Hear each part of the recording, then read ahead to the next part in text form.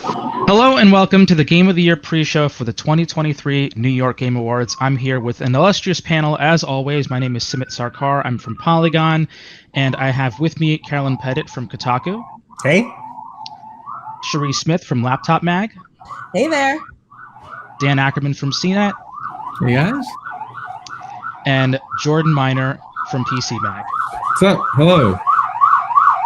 They're coming for you. They always are. One of us. They haven't got me yet. New York, baby. Yep. New York authenticity. Mm-hmm. City never sleeps. We're here to talk about the games of the year for 2022. Last year, we've got a great crop of nominees for the New York Game Awards. A great crop of 8 nominees. So I'm going to read through them, and then I'll start a discussion among our panel, and we can talk about those games and maybe some other ones too. So first, we have Vampire Survivors. Then there's Immortality, Elden Ring, Cult of the Lamb, A Plague Tale Requiem, Pentiment, God of War Ragnarok, and Xenoblade Chronicles 3. That's quite a list, folks. I'm curious for some favorites among them. Obviously, these were all determined by the entire critic circle, but we're all our own people here, and we have our preferences and things like that. So, Cherie, I'll start with you. What's one game on this list, or maybe a couple, that really stood out to you? Right now, like, I am finishing up my run through of God of War. Life found a way to get in my way of finishing this game, but I am thoroughly enjoying the journey. I definitely have been intrigued by Immortality and, of course, Elden Ring. Who hasn't been, like, I found some time for Elden Ring, not the time that I want, but I will be making time over the break. I am really, really excited about those games. Carolyn, I know that you also have been making time for God of War Ragnarok. Yeah. Getting near the end, is that right? Yeah, well, so, unsurprisingly, I don't think it's a spoiler to say that you can roll credits in Ragnarok and continue playing because there's just so much extra, there's so much, maybe too much, I would say maybe a little too much, but I want to say what I particularly really appreciate and admire about Ragnarok probably is less its design personally, and more its narrative, because narratively it does something. In the end, there is like a character who is really shattered by like grief and anger, and it doesn't try to like tie a neat little bow on it. It doesn't try to like resolve it. It just leaves it as this like lingering thing where this character is just really messed up. And to me, I found that really like refreshing and powerful that the writers of that game didn't try to neatly resolve it, give it tie a bow around it, but just kind of let us all sit with the reality of, hey, sometimes people are just like haunted or broken by grief, and that's kind of just a thing they have to live with. Yeah, and I think we're going to have to live with that, because my understanding is that that's going to be just that game and the 2018 game in this sort of series here. I don't think there's going to be another game, at least at this point. That's my understanding. Not in the Norse. Yeah, certainly a great note narratively for them to go out on. From the quadruple in that game, a lot of writing there. But what has really brought you in to Pentiment? Now, that's an interesting one. Now, as you know, I often have a minority opinion on a lot of these things.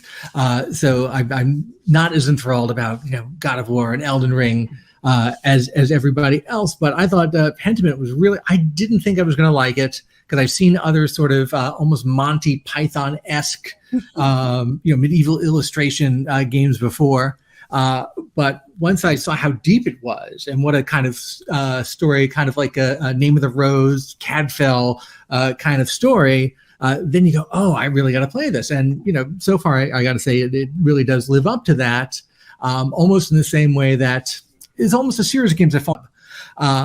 So between those two, I think you have kind of the unusual angle covered, and you see some freshness. And I love that these games came to Game Pass, which I think really increases the audience for them. Yeah, it sounds like Pentiment's been huge on Game Pass, and that I think is a great, as you're saying, a great use case for that service because even as you said yourself, kind of a type of game that if you look at it, if it just comes across your desktop, you might be a little confused and not necessarily want to try it. But if it's part of your subscription and just sitting there in the library, you might be inclined to give it a whirl and then all of a sudden fall into it. It's just like, some of the games on Game Pass are kind of like Sci-Fi Channel movies. There's just a lot of like bloatware in there, but sometimes you find an undiscovered gem. Yeah, totally. Now, I feel like we can't not talk about Elden Ring. Some people have mentioned it already. I want to hear about it. I want to hear about what brought folks into it, what, whether it was George R.R. Martin or whether it was the sort of Soulsborne lineage. Jordan, are you an Elden Ring guy? Have you really gotten into that lore that's under the surface a little bit? I'm a great person to ask about Elden Ring. I have hated Souls games this whole decade. Souls games, Sekiro, Bloodborne. I don't like any of those games at all. I find their whole design philosophy obnoxious. Elden Ring is the closest I have come to liking one of them though. Because the open world that they've made to put that stuff in, I think is astounding. The freedom that you have to kind of pursue things at your own leisure, just the amount of cool stuff that you can see in that game is really wild. It's a really fantastic Steam Deck game, which I was not expecting at all. That's how I played a lot of it. So I made a real effort. I played like hours and hours of that game. I made a real effort to try to get, and also like I don't think that some of these people who are so passionate about these games are like wrong or misguided or anything. Aspects of how it really is about you to like just commit to what you're doing, and you're gonna get punished, but like if you keep going at it, you will get there.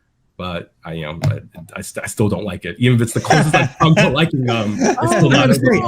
I'm so relieved to hear someone else say that I didn't have to say it first. I agree, Jordan, with every single word that you were saying. These are well-made games, but I am a grown man with a job, and I can't play a game where I can't pause it. It just doesn't fit the best game of the year. That's not Elden Ring. Okay, we got that one covered. We all agree on that. Let's move on. Yeah, I mean, like I had the same problem with Monster Hunter. They're on the right trajectory at least, but this didn't quite do it. Okay, but it sounds like Cherie might have some more to say about Elden Ring. I don't understand how you don't like Soulsborne games. That's hurtful. They're moody. They're beautiful. There's so much lore written in there, and like the exploration.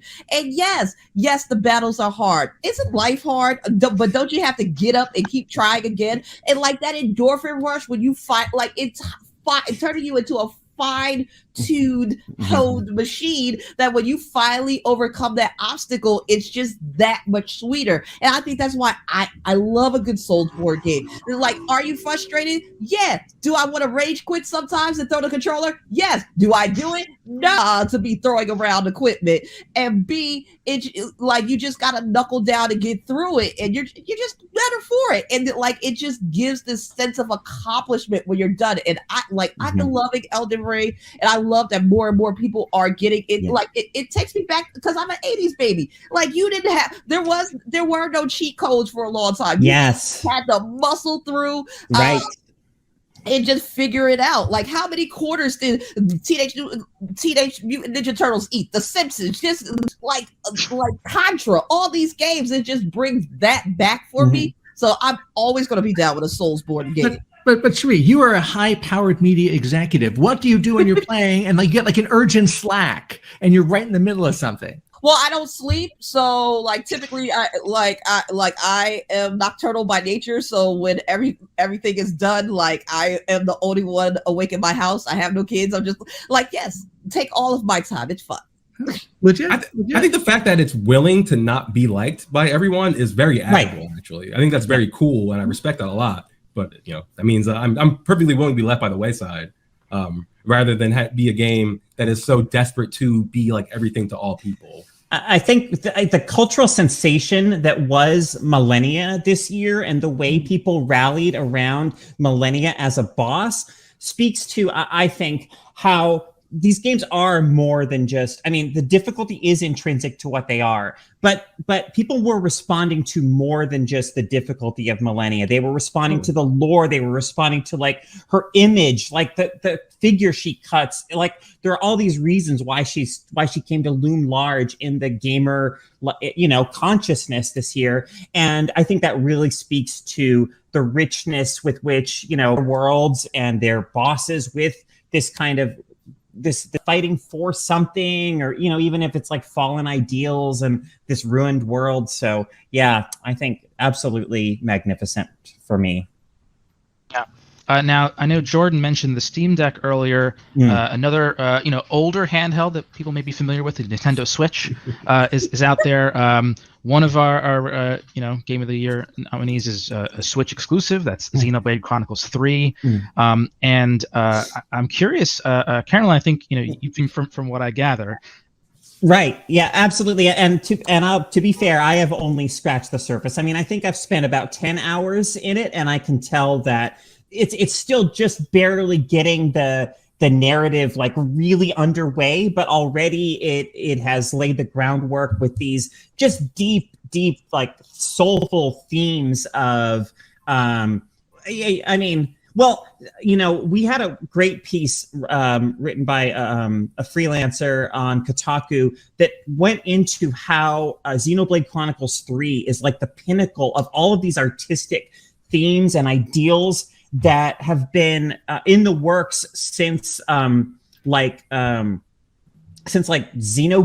and like the Xeno Saga, like all of these games. And so Xenoblade Chronicles 3, again, like I need to spend more time with it myself to speak knowledgeably from personal experience, but it really feels like just a grand epic JRPG in the classic tradition that has kind of larger than life meaning. I mean, people joke about like dethroning God. It's kind of one of those games where like you're basically ultimately probably going to like dethrone God in some symbolic or real way. And it just feels so well done. The world is so gorgeous. The monsters, roaming the world are so huge and dramatic. And the relationship between your characters is immediately like captivating. It starts off very antagonistic. You have characters from like two different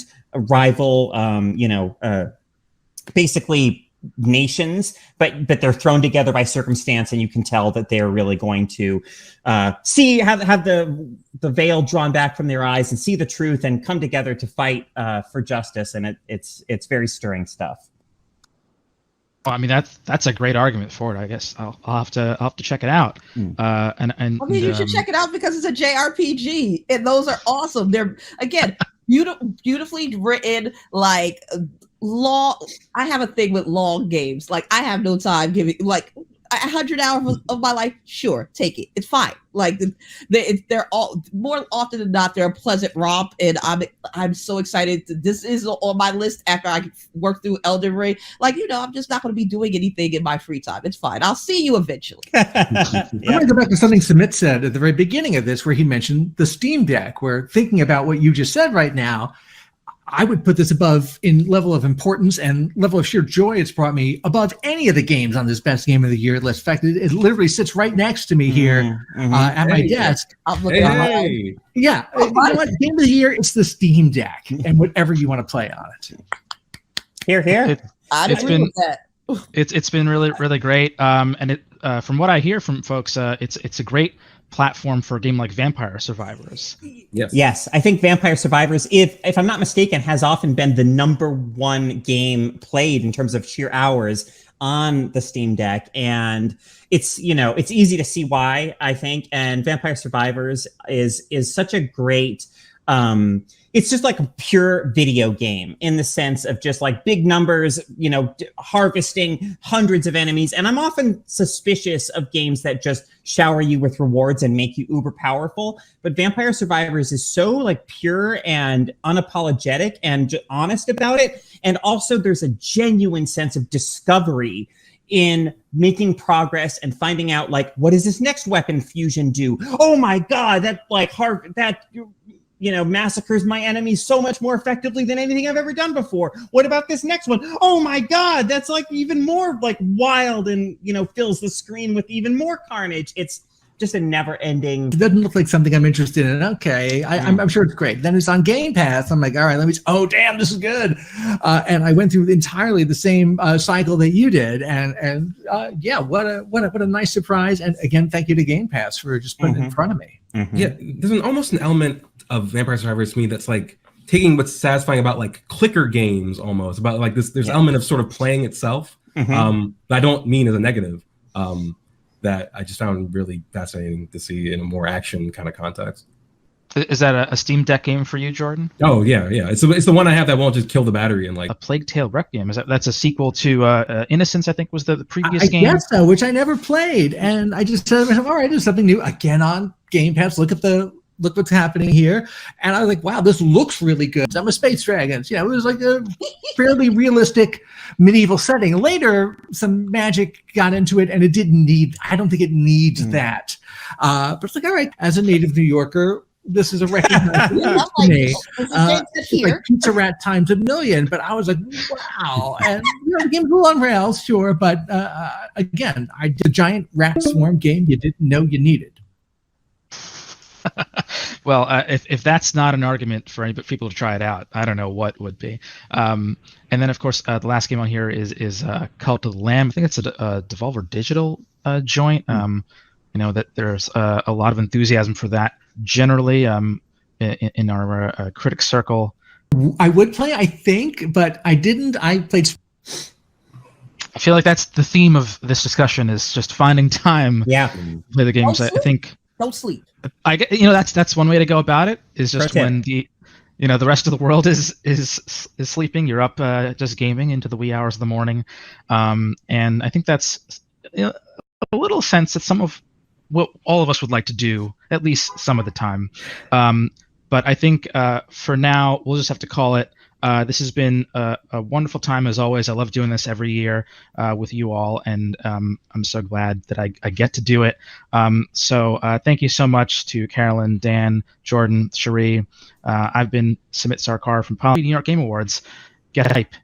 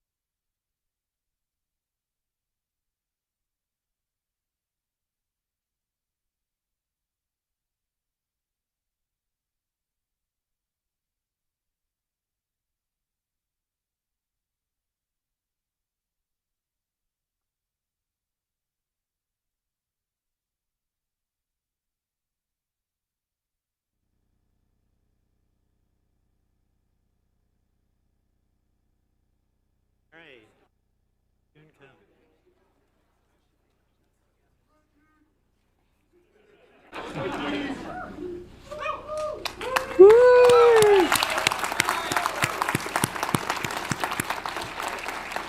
ahead, Nikita. All right, good evening, everybody, and welcome to the 12th Annual New York Game Awards.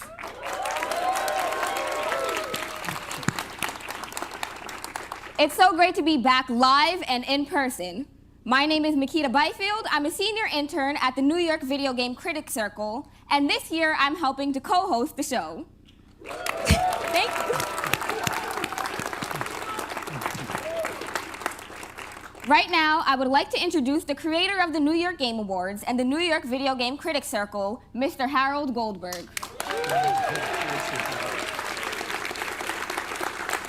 Makita, thank you so much. You're going to be great tonight. You already are. So this is our 12th award show and our 10th live show.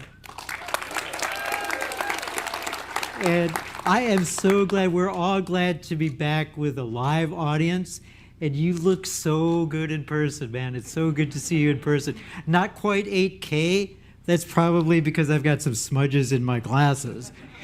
But, thank you for being here. Right now, I want to introduce your friend and mine, the former president of Nintendo of America, the man as beloved as Mario, as honorable as Link, as delightful as Kirby. It's Reggie Fils-Aimé.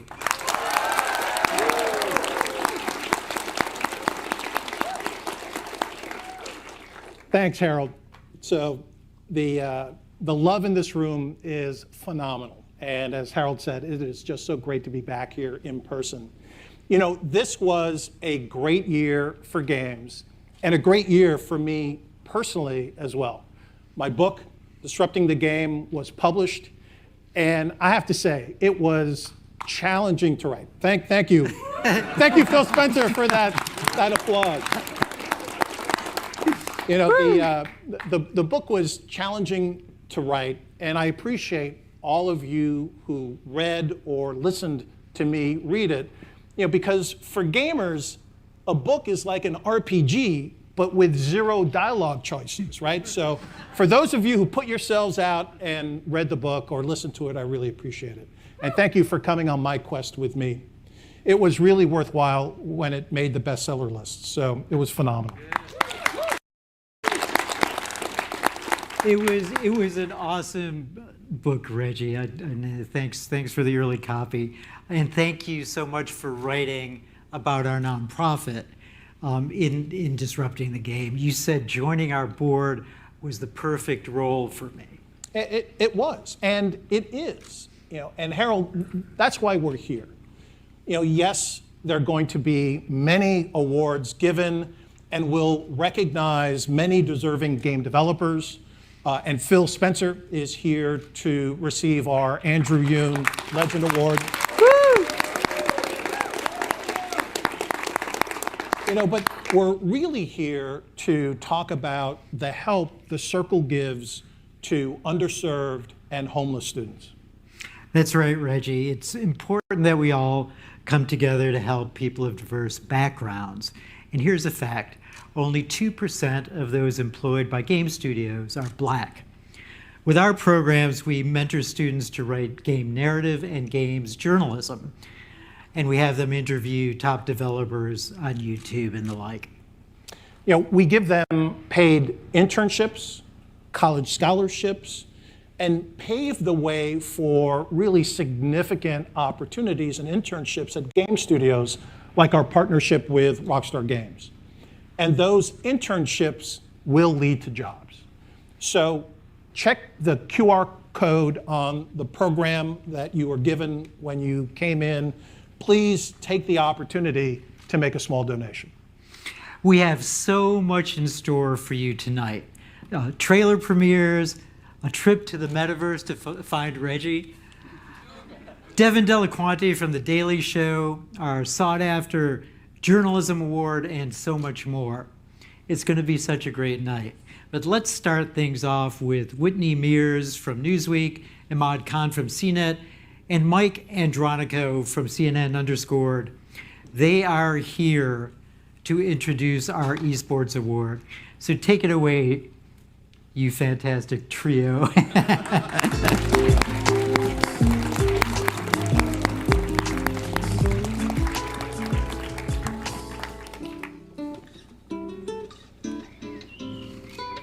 Hey everyone.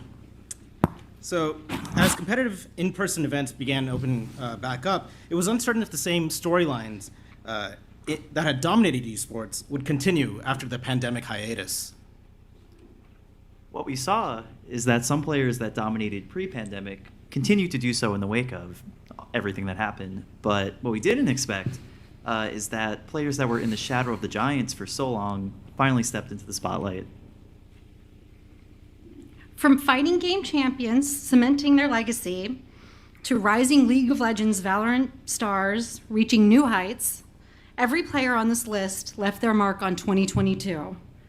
And the nominees for the Jolton Joe Best Esports Player of the Year are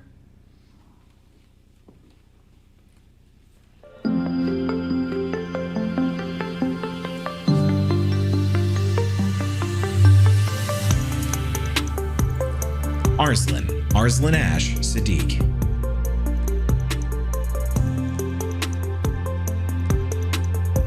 Brian Pancada Luna,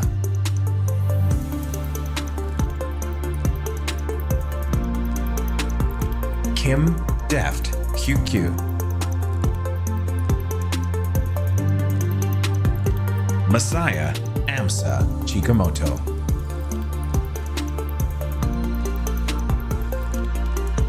Alexander Simple Kostyliev, Yu Smurf Myunghwan,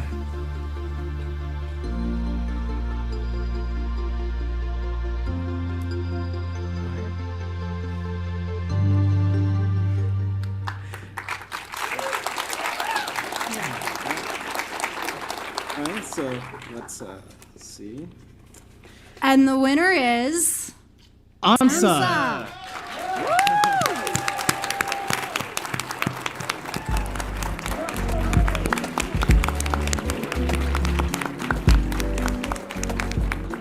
Hello, I'm AMSA, a Super Smash Bros. Melee pro player using Yoshi, sponsored by the Booty Bootcamp and the Label. I'm so happy to receive such a great award, and I'd like to say thank everyone involved in the New York Game Awards, and also thank my sponsors, my fans, and Smash communities. And last year, I won the Super Majors, the Big House 10, that was huge. And also I won 2 majors like the Apex 2022 and the Scout World Tour. So I'm pretty get closer to get the best player in the world. So now this year my goal is becoming the #1 player in the world. And once again, thank you very much for your support.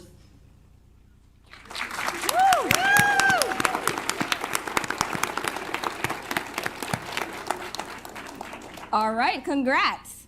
And now we have our awesome writers, Ronald Gordon and Isaac Espinoza.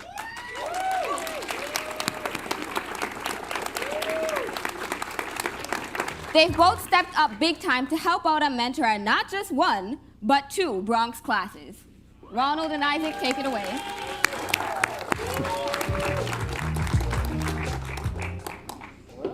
This thing on? Fantastic. So, here's the thing. There's something so fascinating about mobile gaming. To be quite frank, it's astounding how people continue to innovate the mobile game scene on something as small as our tiny little phones right here. Something that fits so small in our pockets.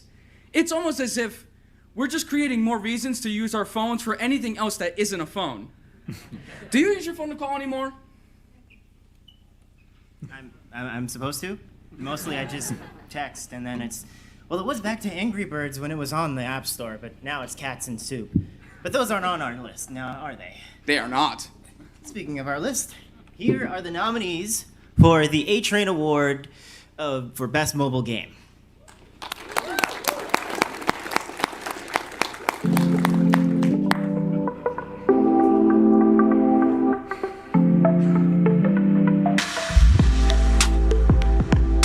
Desta, The Memories Between,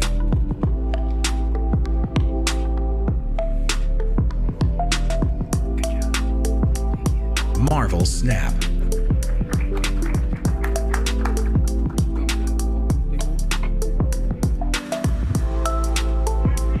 Point P.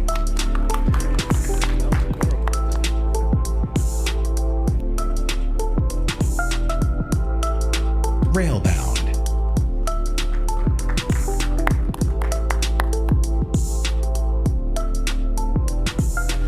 Wildflowers.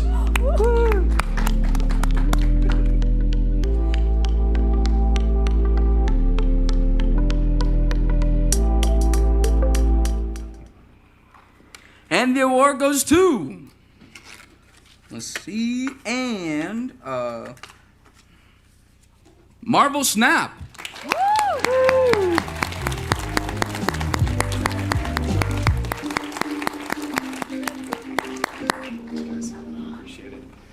Oh, snap! Thank you, guys. This means a lot to us. Thank you to our amazing partners at Marvel and Newverse for believing in us and investing in us. We couldn't be here without you. Thank you to the New York Press Circle for honoring us with this. It means a lot. We're a really small studio, and things like this go a long way to giving us hope for what we want to continue investing in for the future. Thank you to the amazing team at Second Dinner who can't be here with me. I'm really grateful to be here representing you. We put our blood, sweat, and tears and love into this game, and we're so glad you guys enjoy it. And thank you to the fans and the content creators that give us feedback and support us. Without you and going on this journey with us, we couldn't make this game. And personally, thank you to my family for supporting me and loving me through this. It's always hard making games. I know all you guys know that. So thank you. See you multiple.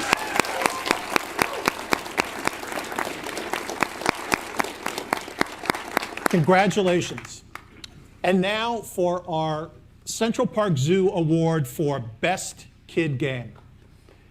This is the game that delights children and is the worst enemy of all parents trying to manage screen time. And so we have a special presenter for this award.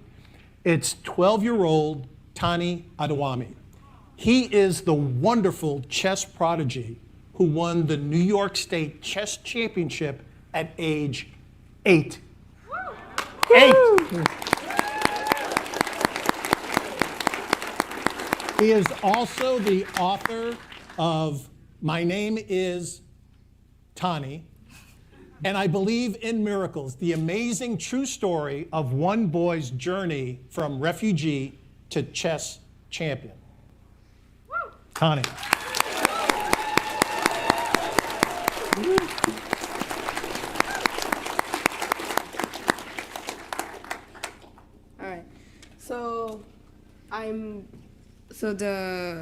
I say the winner, right? You just say and the nominees. Okay. And the nominees are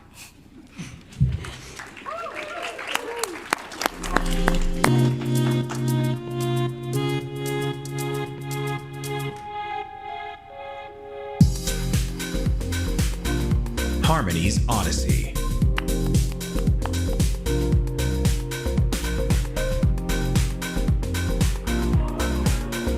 Kirby and the Forgotten Land.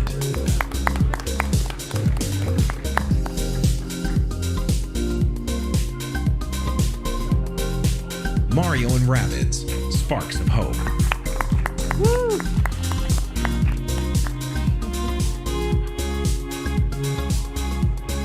Moss, Book 2.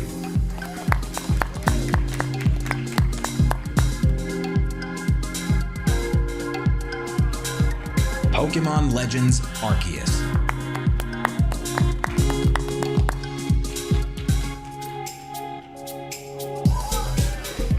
Splatoon 3.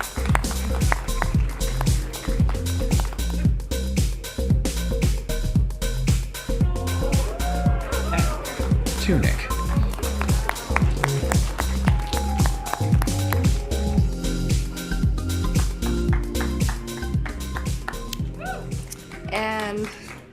And the winner is Kirby and the Forgotten Land.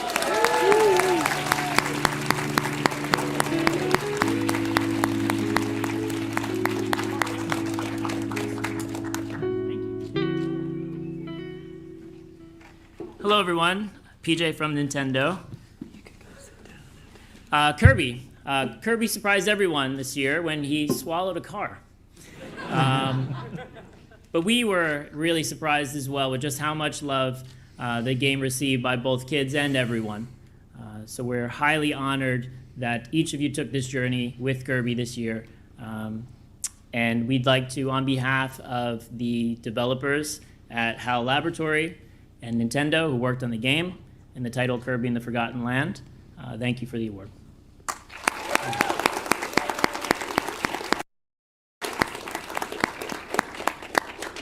Congrats, PJ and Nintendo. That was an awesome game. Next up is our Freedom Tower Award for Best Remake, because we all make time to play the best games again, well, in theory anyway. And if you love a remake, you either have to play these games or see pretty much any movie Hollywood puts out. To present the award, here's Sumit Sarkar from Polygon. Sumit.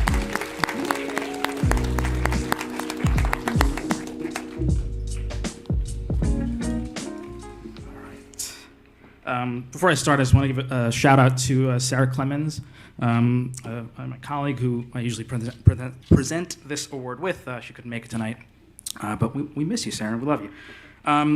Sarah and I have been presenting this category for a number of years now, and I love it because it's just very video gamey. Remakes are, as Harold said, remakes are pretty common in Hollywood, but I think it would feel a little strange to have a single year in which a number of great ones were released, enough to fill a whole category. In games, games are unique, and like other kinds of remakes, video games do.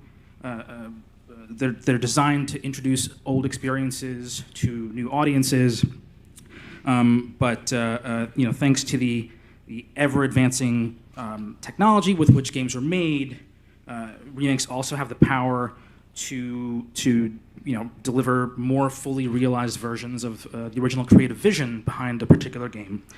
These 5 remakes did all that and much more. So the nominees are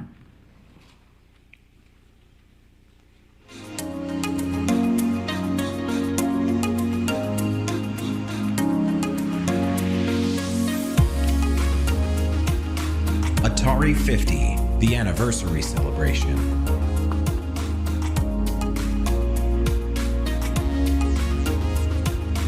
Crisis Core, Final Fantasy VII, Reunion.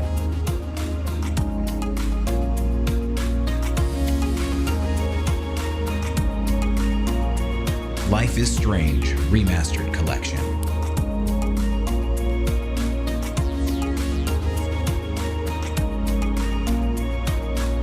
Live Alive.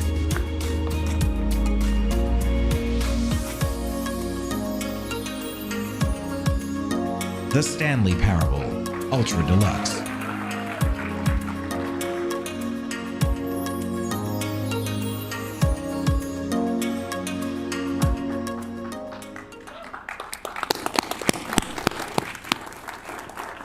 all right. And the New York Game Award goes to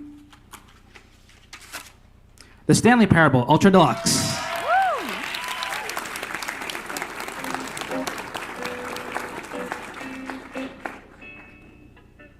An award? For me?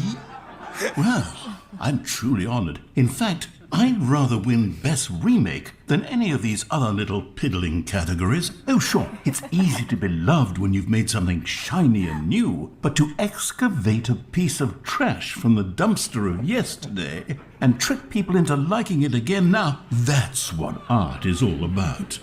Thank you very much.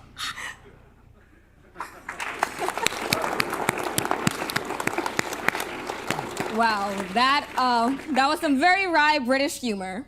I think I was just 8 years old when the Stanley Parable was originally released, and for context, I'm turning 20 this year. So it looks really cool, and I'm definitely going to check it out tomorrow. Now, here's a New York Game Award that appreciates the beautiful art and wondrous environment in game. It's the Statue of Liberty Award for Best World. Presenting the award is Dan Ackerman from CNET. Woo!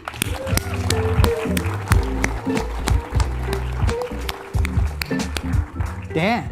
So companies recently have spent a couple of years, many billions of dollars trying to build metaverse-style worlds where video games have been doing this since the beginning, whether it's persistent online worlds,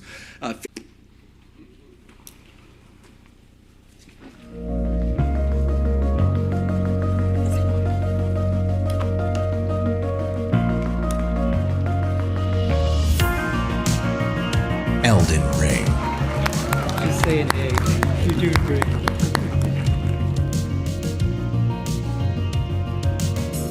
God of War Ragnarok. Woo.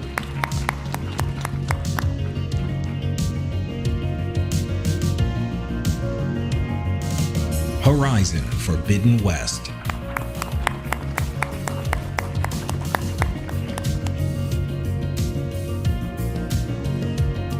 Pentiment.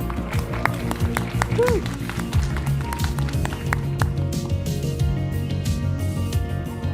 Pokemon Legends Arceus.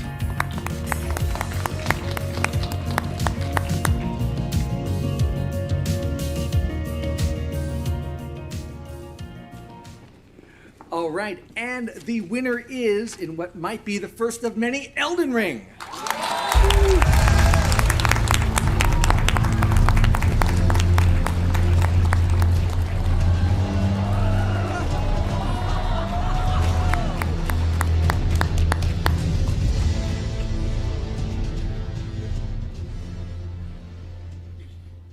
Hi, I'm Agent Chen, Senior Brand Manager at Bandai Namco. And I'm Milad Sadat, Director of Communications here. What an honor. I think the folks at From Software are going to be really proud of this one given the field of competition. Some real sunk hours in this category, right? Sunk hours, but I think no regrets. Maybe some bruises from the tarnish that braved the lands between. But on behalf of From Software and Bandai Namco, thank you so much to the New York Video Game Critics Circle for this amazing honor. Thank you.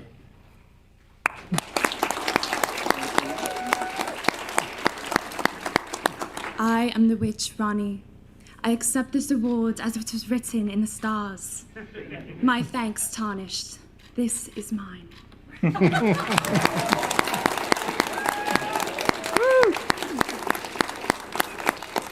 Well, that was a surprise.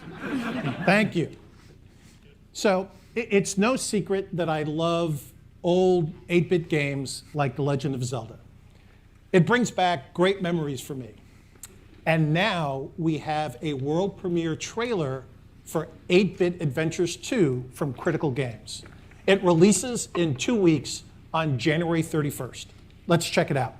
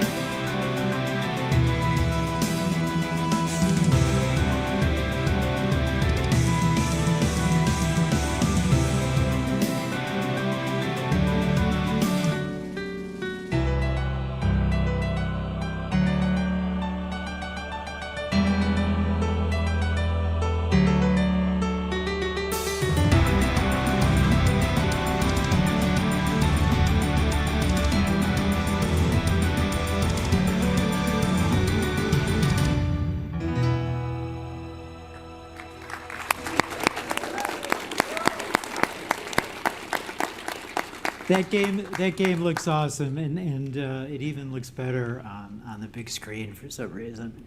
And so some of you were lucky enough to get codes when you checked in, so let us know how you like it.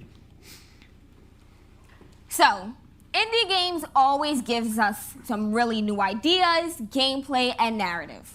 Personally, I enjoyed reviewing Wildflowers and writing about immortality for NewYorkGameCritics.com. Now, to present our Off-Broadway Award, give me 1 second, folks. To present our Off-Broadway Award for Best Indie is our journalism chair, Nick Capozzoli and Michelle Earnhardt.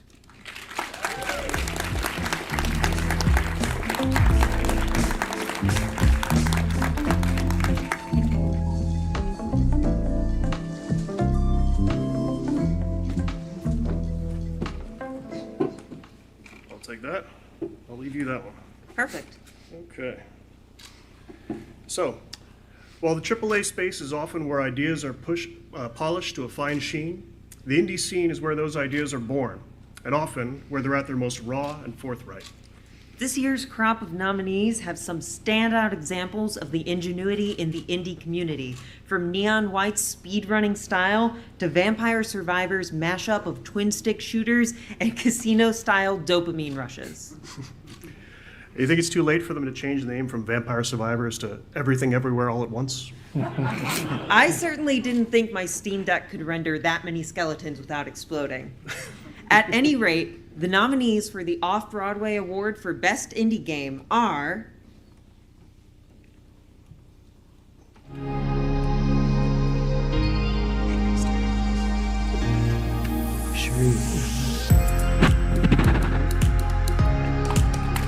Immortality.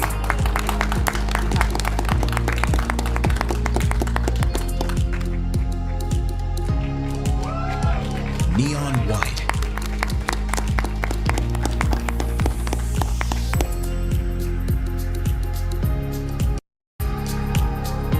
Return to Monkey Island.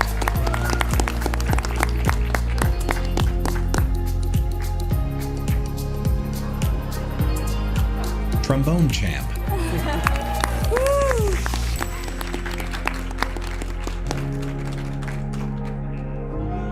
Vampire Survivors.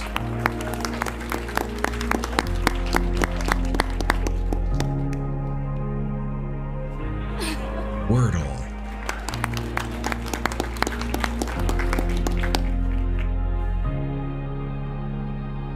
Wildflowers.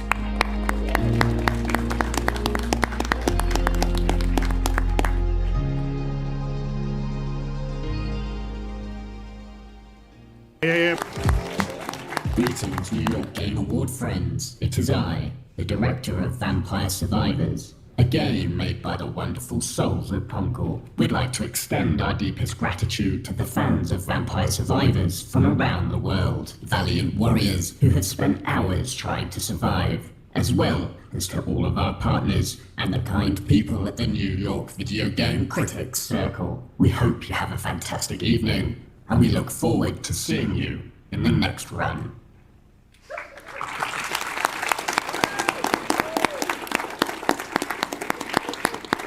Congratulations, that's so 90s, right? Next is one of my favorite categories, the Herman Melville Award for Best Writing. And George R.R. Martin even did some writing for Elden Ring, which probably explains why that game is so hard to finish. Here to present the award is Carolyn Pettit from Kotaku. Carolyn, come on up.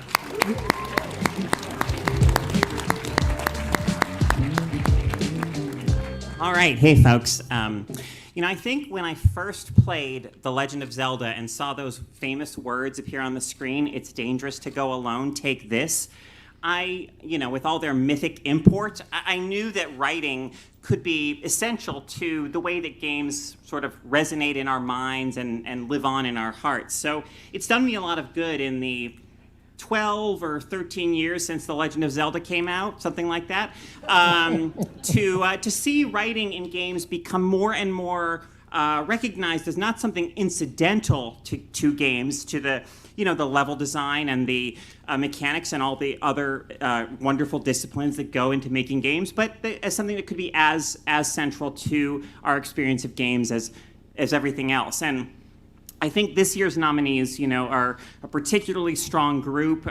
They demonstrate how fantastic writing can imbue a wonderful world with a sense of history and mystery.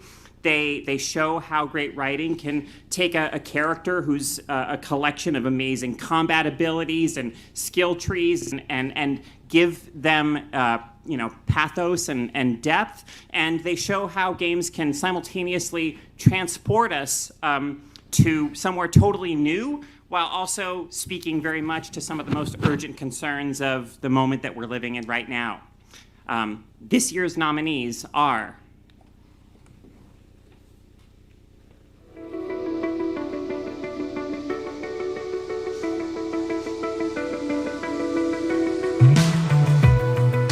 As Dusk Falls.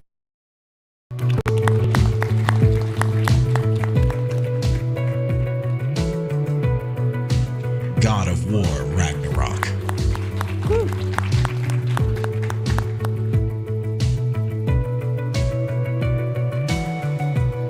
Immortality.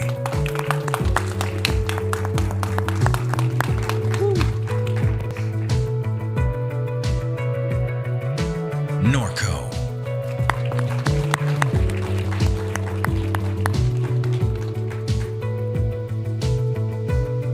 Return to Monkey Island.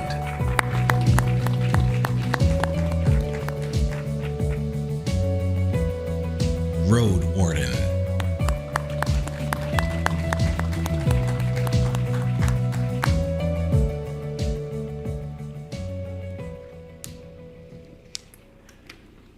And the award goes to God of War Ragnarok.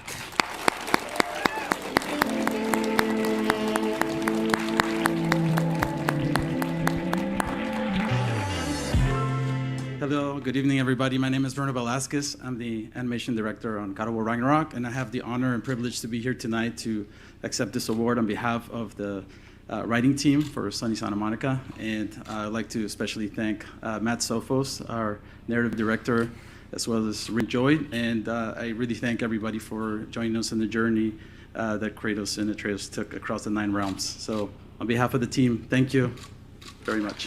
Woo!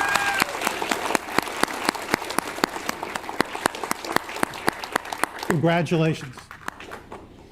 This show takes a lot of work to create. And we started working on it back in February of last year.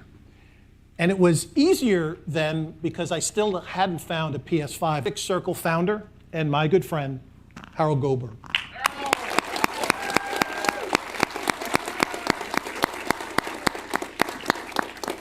Thanks, Reggie. Thanks so much for being here. So this year was actually a rough one for me. In July, I fell while working on my house in the mountains, and a helicopter flew me to Albany, where I found I'd broken my pelvis in 3 places, had a brain bleed, a concussion, bruised shoulder, and arm and wrist so bad it grossed out the nurses daily. Plus, there were other things wrong. For a while, I didn't think I'd make it. And weeks later, I still couldn't close my hand enough to play games. And I had to learn how to walk again. But I'm pretty much better now and thankful. I am so thankful to be here.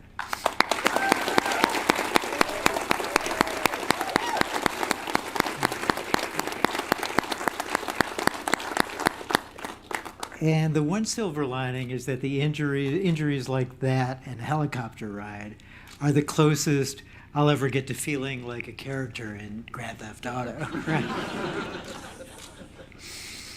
And I'm very thankful that our work as a nonprofit was able to continue without a hitch. But first, I want to thank Helen Pfeffer for her help in getting me through it, helping me to walk with that walker and all that tough stuff. Thank you, Helen. And I want to thank those who have supported this nonprofit this year and all our work. Rockstar Games, Google, Moam, Devolver Digital, Take-Two, Nintendo, MSK, Bethesda Software, Catherine and Jeffrey Soros, Mike Wilson, NPD Group, and IGN. Also, Rob Smith, one of our producers last year, died recently. And Rob was a longtime games writer and an expert with video. His book about LucasArts was stellar. So I will miss you, my friend. We all will. And thanks to John Azzalona, our superb creative director, who's back there now. You can tell him by the awesome bald head he has. Victor Kalagianis and George Jimenez are fast-thinking, longtime directors.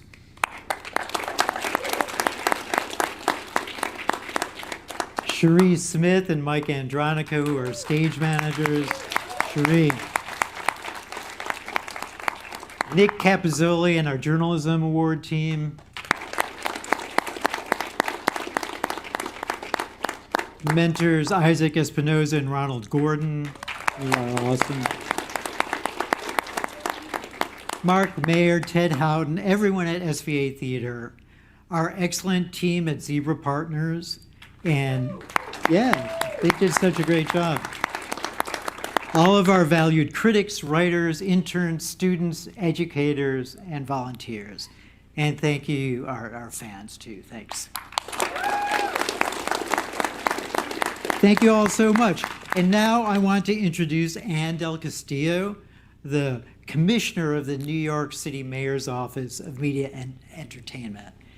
And everyone at MOM has been really supportive of our work with underserved and homeless students. Ann, can you take the stage, please?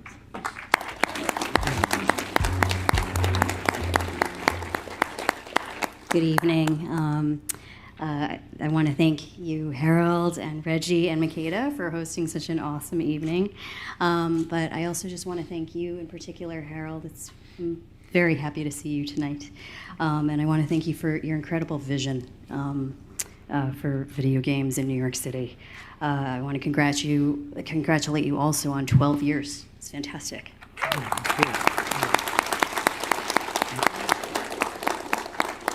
I also want to congratulate all of tonight's nominees and honorees, and really just all of you for being here tonight. It is a thrill to be in person to celebrate digital games with all of you. This industry that thrives at the intersection of media, technology, art, education. New events in the 70s at arcades such as Chinatown Fair, where I myself spent quite a bit of time. While my mom would go grocery shopping, I would be there playing Street Fighter or whatever. I was not in the competitive games, though. New York City has also served as the location for Nintendo's first ever global retail store in the 90s. And yes, and of course, the city has also served as the star location for a variety of commercially successful game series. And so we're proud that New York City has really been a place for digital games can call home. As some of you may know, some of you might know us originally as the New York City Film Office. But our mission has expanded over the last few years to include support for New York City's creative economy, beyond film and television, music, theater, advertising, publishing, live performance, digital media. These sectors that represent $150 billion in economic output and close to 500,000 jobs. And I think the pandemic really showed us how critical these creative industries are to the New York City economy. When theaters and live performance shut down, New York City shut down. Restaurants weren't doing any business, retailers weren't seeing any walk-in business. But what we also saw during that time was the critical importance of video games. They kept us connected and engaged with community. I know that's not news for the people in this room, but I really think it really reframed the dialogue around digital games. And so in 2021, my office commissioned the first ever study of the games industry here in New York City. And through that study, we found that the industry supports 7,600 jobs and $2 billion in economic output for the city. And so Mayor Adams, in his first year, last May, announced steps to transform New York City into a global hub for digital games. We made a $2 million investment in the first ever bachelor's degree program in digital game design at City College of New York City. We also established the first ever Digital Games Industry Council to ensure that we have a sustained ongoing dialogue between the industry and City Hall, so that as we're shaping policy, as we're doing economic development, that digital games has a seat at that table. And then some of you might be familiar with the Made in New York mark, which for many years was what branded our film and television production industry here. And so we have now extended that mark to digital games. And so we're really proud to celebrate Made in New York digital games. And we'll soon be launching a marketing program which will offer free promotion for those digital games that are made here in New York City. I'm especially proud to see a number of the games tonight that have been nominated are made in New York. So just a special shout out to those. I won't name you because I don't want to be showing preferential treatment on them. We are particularly proud to support the New York Video Games Critics Circle, their internship program, which works with Bronx Works. This is a program, as we've heard, that connects students to industry professionals and trains them to write about and review games and also learn about game development. This work in the Bronx, coupled with the work that the Critics Circle does to provide scholarships, social justice journalism classes, and paid internships to underserved and homeless high school students, is really crucial to creating opportunities and advancing diversity in the industry, and I thank you for it.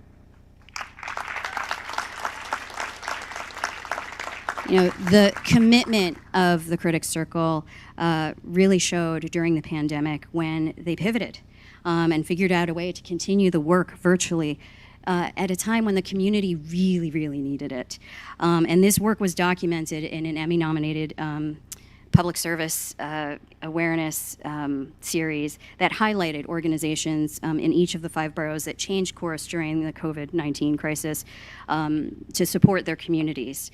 The video that focuses on the Critics Circle really traces their work to bring games and journalism to underserved communities through internships and other events programming. And so I think we're gonna show a bit of it here, so take a look. Thank you.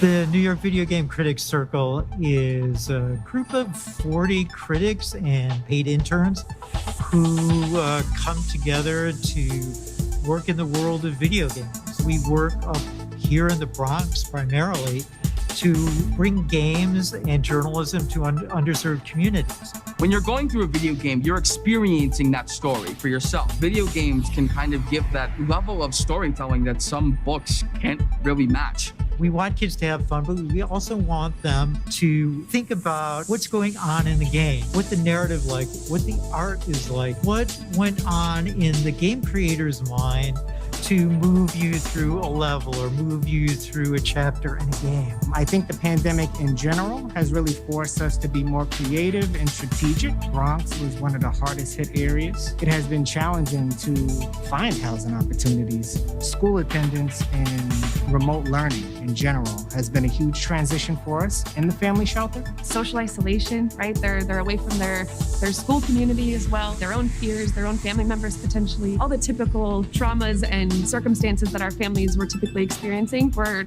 exacerbated during this pandemic. This has been wonderful for families to just keep them engaged. Since the pandemic began, we've had about 10 interns who write reviews for us, help us with social media.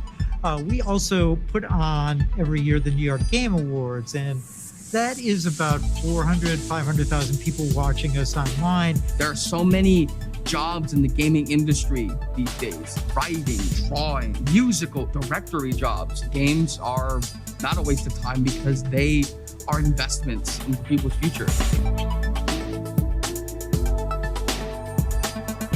We're like a family here. That is like my great honor to have a group of kids that feel comfortable and welcome at the New York Video Game Critics Circle.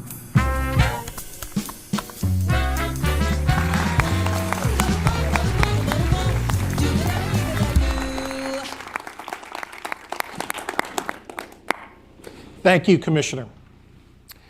When VR has a unique purpose, it really takes you to another world. And tonight, we have a special world premiere. We'd like to take you to a classic venue from the past, Studio 54. Now, this disco was the playground of the famous, along with whomever the owners deemed cool, rich, or poor. And I even went there once. So here's the backstory, Reggie. I'm sitting there finishing a mystery novel called The Skinny, and I'm happily nowhere and everywhere, and the time is like a beautiful nothing. I'm in the zone, and Steven, my publisher, writes to me about this cool VR experience from a guy in a small coastal town in Spain. It turns out that Jake Oñate has created a virtual Studio 54, and we're premiering it to the world right here tonight at the New York Game Awards.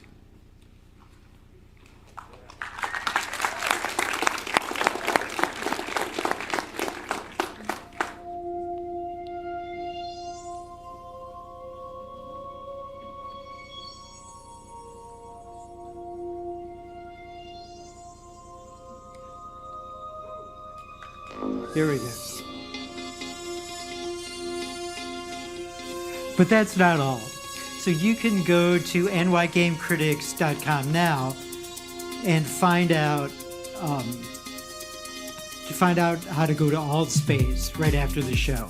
So you can put on your glasses. And some of us from the Critics Circle will actually be there to hang with you. I think Scott Stein will definitely be there from CNET. And it'll be decorated in New York Game Awards fashion. And that's right, we're the only Game Awards show with an after party at Studio 54. And it will feel like the real Studio 54 to your eyes and ears, not to your nose, though. That's still illegal here and in the metaverse.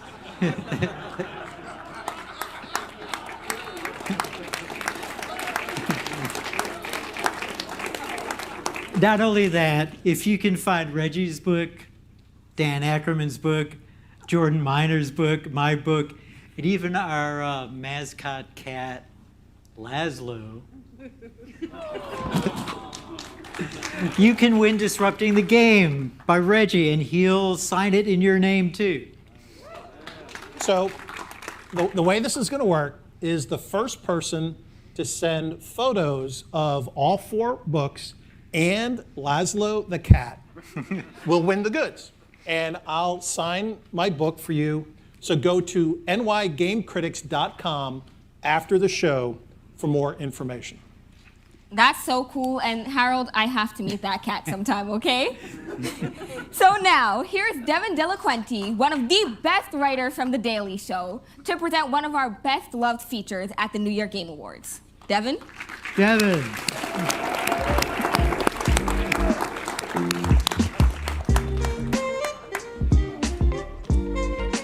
Hello, hi, oh my gosh, it's so good to see you all. Wow. Keep it going for yourselves, keep it going for your hosts. It's going so well. This is wonderful. It's such an honor to be back here with you all in person. It's a bunch of gamers and designers and tech reporters in an actual room, proving once again that Zuckerberg's metaverse is useless. If we're not using it, nobody is using it. We all wore the Nintendo Power Glove, and we're like, those headsets look stupid.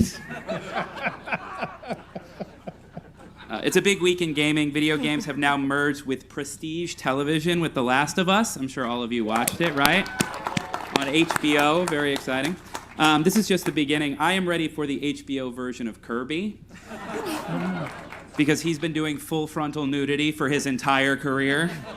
He's ready for HBO. He spends all his time sucking and blowing. Get him on the White Lotus. It's gonna be so hot. Also, this year we're gonna get a new Rainbow Six game where you have to sneak classified documents out of Mar-a-Lago and Joe Biden's garage, so that's gonna be fun. Look forward to that. But if I may be serious for a moment. 2022 was also a difficult year in gaming because so many important lives were lost, and so many of them were lost by me. In every single game I played, I lost so many lives. So let us once again together take a moment to honor those lives that I lost.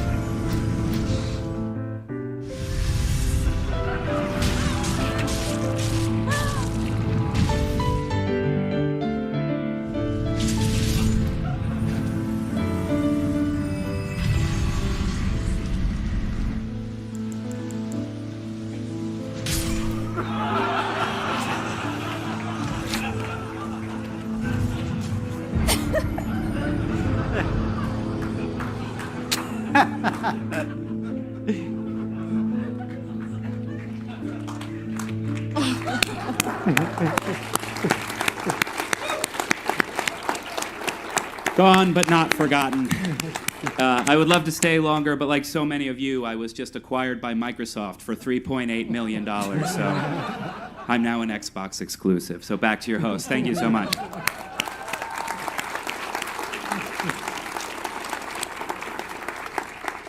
Thank you, Devin. You know, you never failed to make us laugh. And Elden Ring had so much fodder for your excellent sense of humor. I know I died many, many times playing that game. And now it's time for one of our most coveted awards, the Knickerbocker Award for Best Journalism. It speaks to the importance of the written world in these digital worlds of fun adventure. Here to present it is Jordan Miner from PC Mag. Jordan's awesome book, round of applause for Jordan, that's okay. Jordan's awesome book, Video Game of the Year, comes out on June 11th.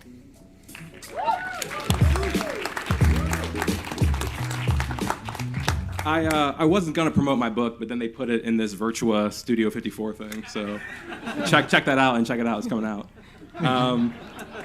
So as video games grow more diverse and mature, so too does coverage of video games. Great games journalism helps us deepen our understanding of games and the roles that they play in our lives. Our best games journalism nominees include thought-provoking criticism, riveting narratives and personal essays, investigations into broken working conditions, and one simple trick that workers can do to maybe improve some of those working conditions. I don't know. And the nominees are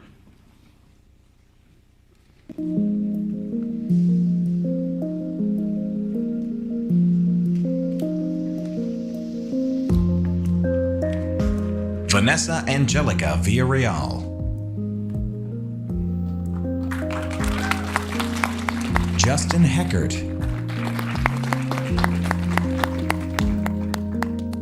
Christian Donlan, Nicole Carpenter, People Make Games, Edwin Evans Thurlwell, Gabriel de la Puente,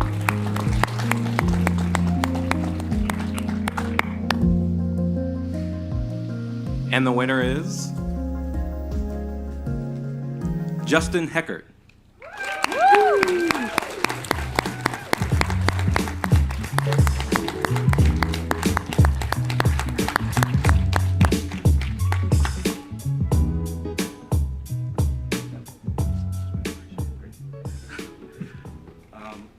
You know, I just got a PS5 and Elden Ring, and I was gonna go home and like start playing it, and I thought I'd done like a great job of avoiding all boss spoilers to it. But you know, I'd rather be here, and now I know.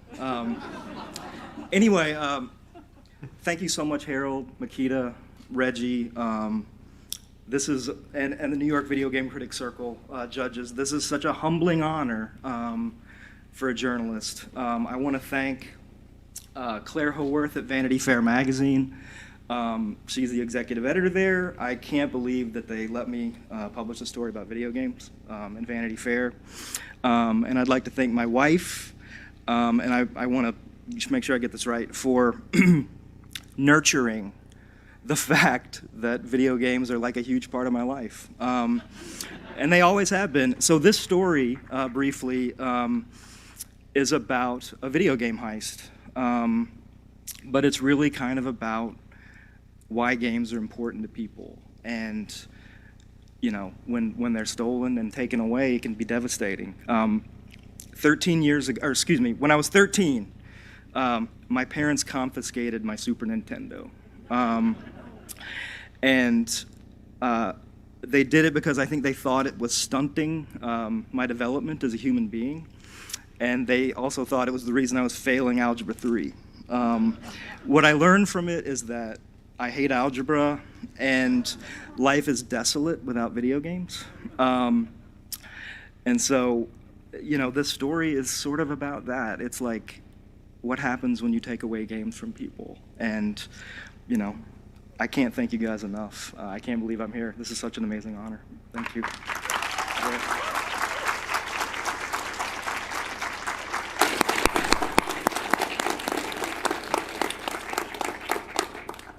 Congrats, Justin. And if you hadn't read Justin's story in Vanity Fair, look it up. It really is a must read, as are all the nominees' work.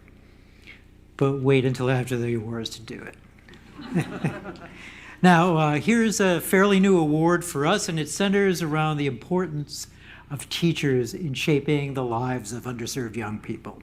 And 2 years ago, we got a note via email from Ryan O'Callahan at Mott Hall 3, a middle school in the Bronx.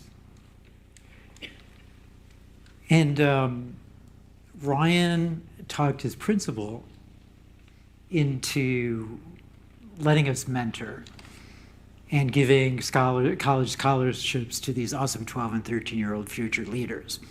They love games and they love writing, and one really cool thing in addition to that is that they are so enthusiastic and so deadline conscious.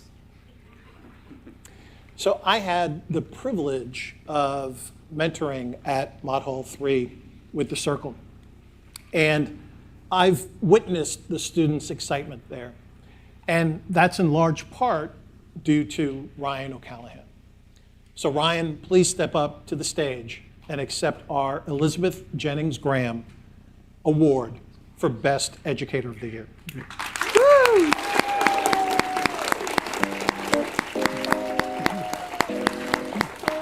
All right, hello.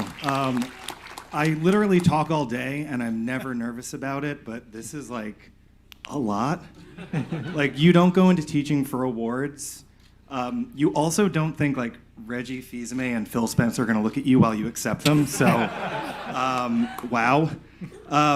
Just, touching on what Harold had just said, I reached out because we were in the middle of a pandemic and I would drive into work.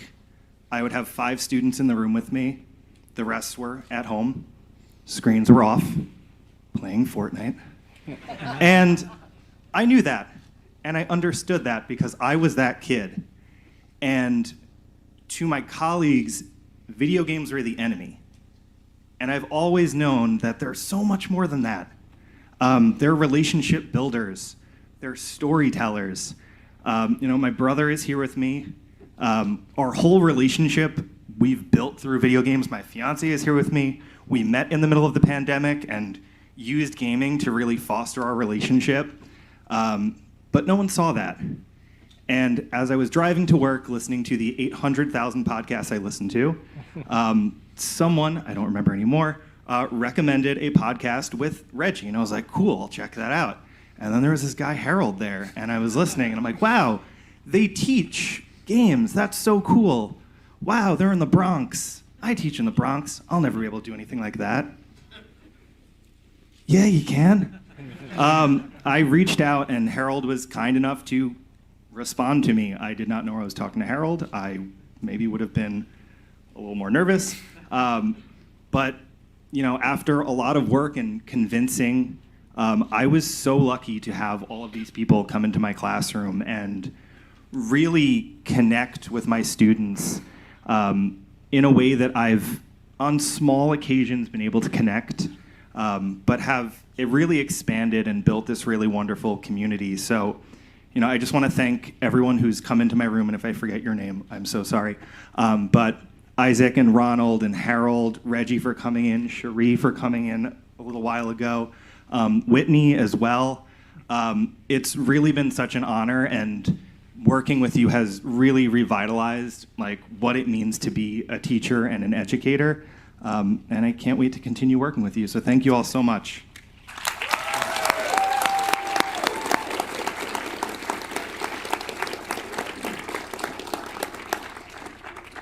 Congratulations again, Ryan, and from the bottom of my heart, as a proud product of New York City's public school system, I just want to say thank you again.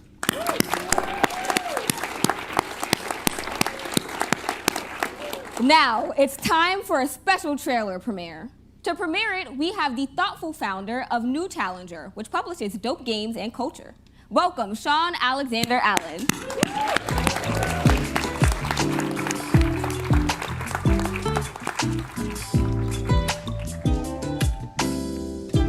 Sean and I have known each other for a long time. Yeah, come on right up. Hi. 4 years ago, we showed a trailer for a game that was very near and dear to my heart, Treachery and Beatdown City. We just started working with Open Mike Eagle, and he made a great track for it with Too Mellow and Inverse Phase. And then, and we were trying to release it in 2019. Then me and my wife's moms both passed. My kid was born. The pandemic started, but we were in CERT, so we were able to launch in March of 2020. And the LA Times called it the most relevant anti-racist game of 2020. And that was the next game he was going to be playing was the Last of Us 2, which was funny. That was so we're very proud of that game. It's just kind of funny that we were able to do that. It's 2 people, me and Nico Marcano we're from New York, and this game is very much about New York. And so over the last few years, we've been able to talk to folks who've been helping us get the game on some new platforms, as well as just to build it into, because it kind of ends on a point that we kind of ends on a cliffhanger, and we really wanted to finish it, but two people with very little money trying to do it in the city, that's just kind of sucking all of your money for rent and everything, was very hard. And now we've been able to up to about 5 programmers now, and we're back with Open Mike Eagle on to be here tonight, but he's got COVID-19, so he couldn't go, and he's responsible. So now we're back with Open Mike Eagle and Mega Ran to show a new trailer.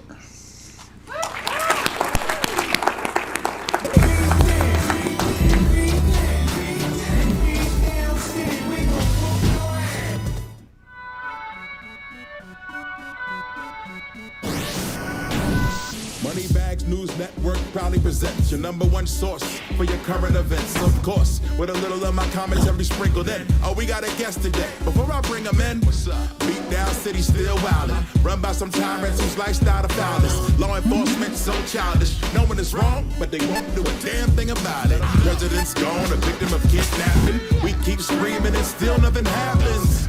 Man, it's driving me insane, making me wanna up and suplex a train. Anyway, when we get back from the break, we gon' meet someone who has something important to say. So grab a little snack, pour something cold, and just chill to the next episode. Come on.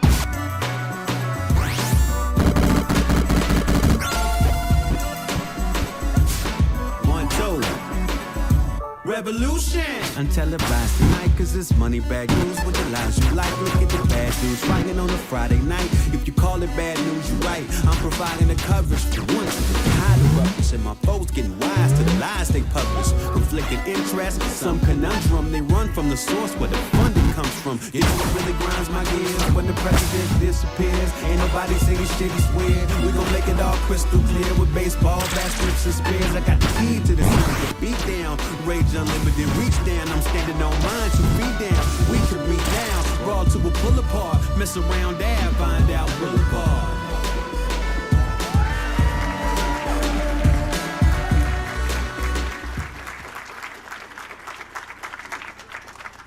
So yeah, coming out to Xbox. Thank you, Xbox, for all the help you've been doing with me.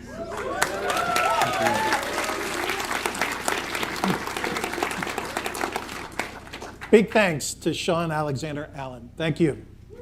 So, we showed you that excellent Studio 54 VR environment, and please go to nygamecritics.com to enter our contest. And now it's time for the best VR AR game.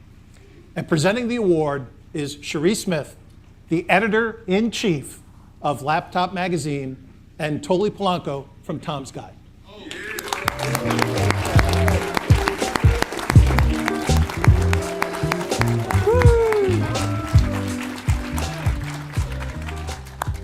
Hey, Tony, take that mask off. We got a couple seconds to raw dog the air a little bit. Let's take advantage of it. Yeah. All right, so let's get into it. 5 years of presenting this award. One thing is clear. Virtual reality is more than just a passing fad. On the contrary, with nearly 15 million MetaQuest Pro 2 headsets sold, it's becoming a household item. You could even say it's as ubiquitous as a toaster.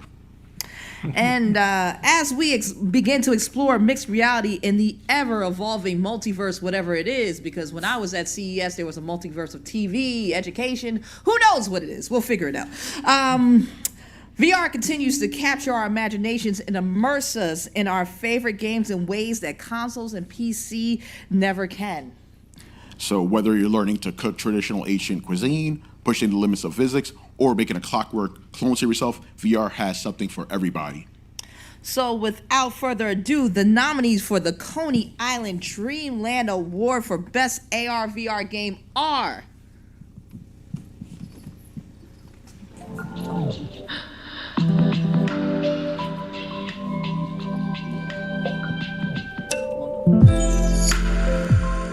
Bone Lab.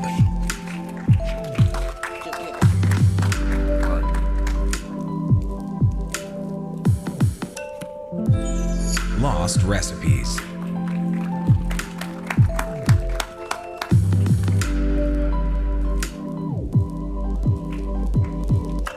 Moss, Book 2.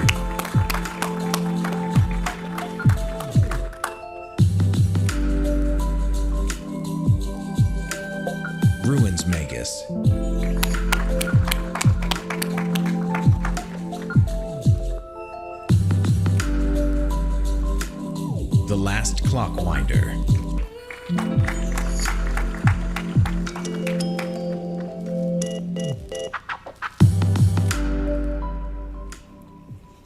And the winner is Moss Book 2.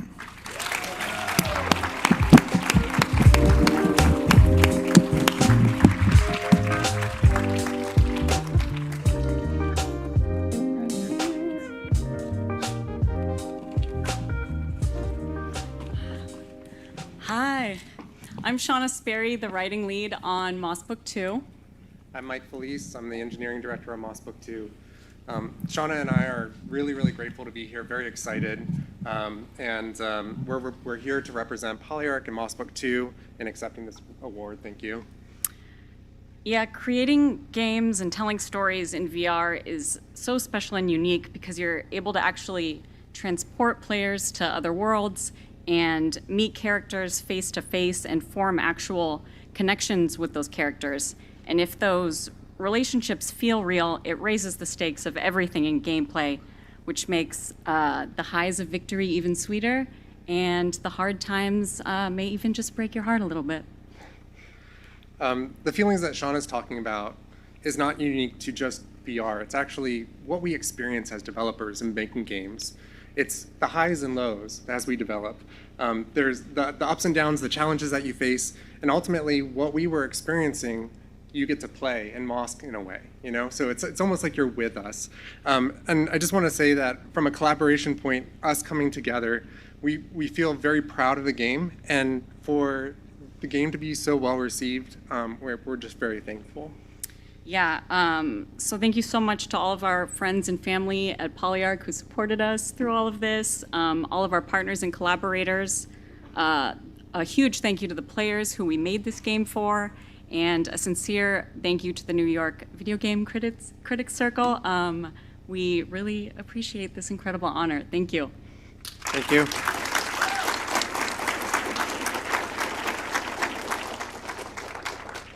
Congrats, guys.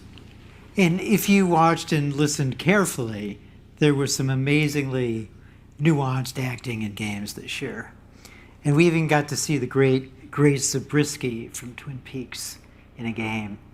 Now, here's the legendary Oscar-nominated Bill Plimpton, who's such a great animator, to present the Great White Way Award for Best Acting in a Game. Bill, come on up.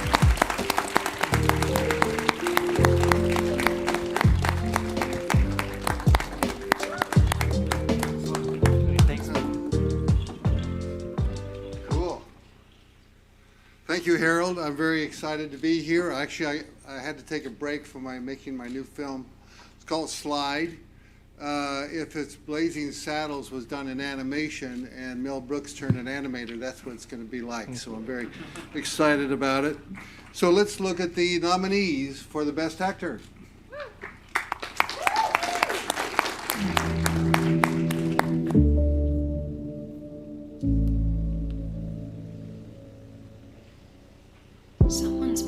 Alex Jarrett, Zoe Walker, As Dusk Falls.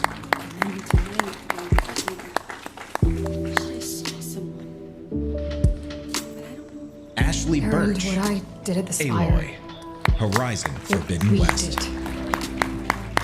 It didn't end the threat. It just slowed it down.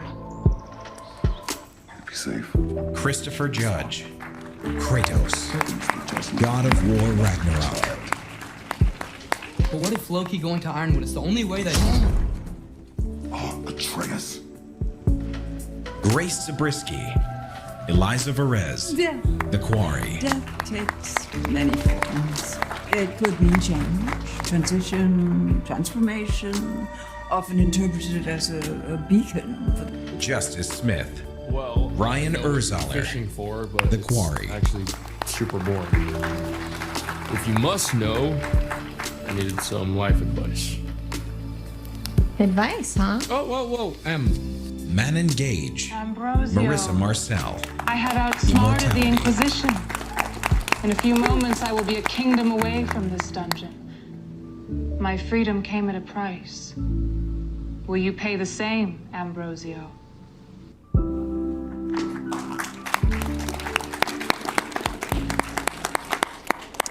Very cool. And the winner is Manon Gage as Marissa Marcel in Immortality.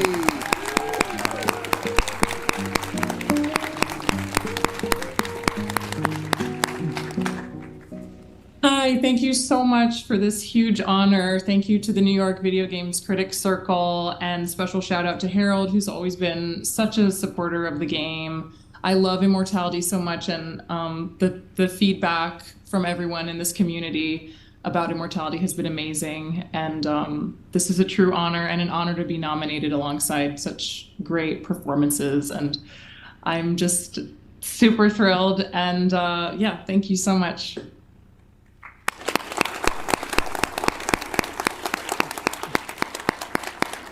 I'm not Manon Gage. She's a very good actress, but she's not this good. So I directed Manon in Immortality, so I can only concur with the Critics Circle that this is a very deserved win. If you've played Immortality, you'll know that the game wouldn't even function, it wouldn't sing, it wouldn't fly without the depth of Manon's performance. So thank you, Manon, and thank you to all.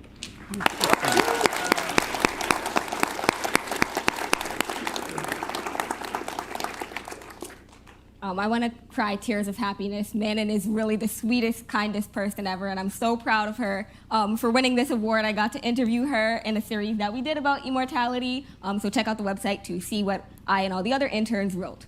All that being said, we're moving on, because now it's time for all of you at home to reach into your pockets and donate.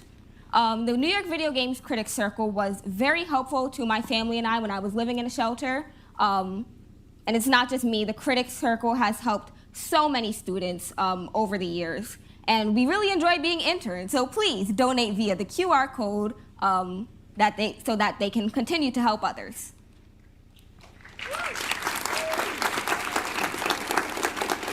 Thanks, Makeda. So we're so glad that you're working with us. This has been an honor to be up here on stage with you. You're doing a bang-up job. Thank you.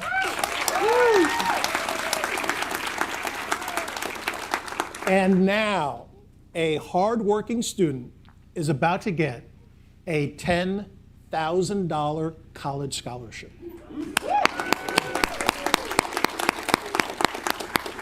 To hold one of our journalism in games competitions, we chose Ellis Prep in the Bronx because it has a great mix of smart students who recently came to New York City. And they arrived far and wide, from the Dominican Republic, Ghana, Yemen, Curacao, the Ivory Coast, Togo, and Guinea. And that's right, Reggie. We want to thank the good people at Rockstar Games so much for making this scholarship possible. And please welcome to the stage educator Zach Hartzman and scholarship winner Yamin Tikpina.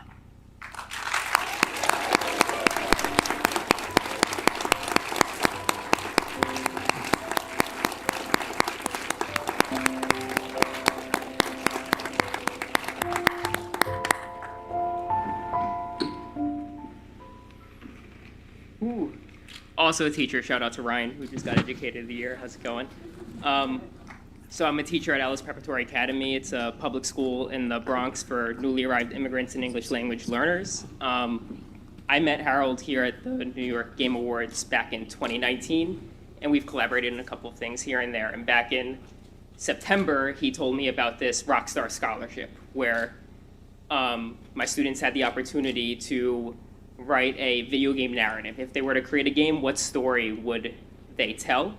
Or a video game review that focused on social justice issues. So I've had some students do a combination of these different projects, and I'm just so excited that my student, Yamin, who's heading off to college next year, who wrote a...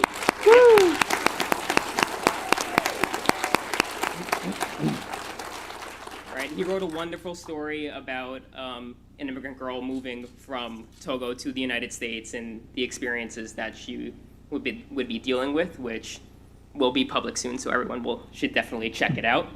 And yeah, for like educators, use games. I've been using games in my classroom for almost a decade now, and it's just made like my students having such a better time.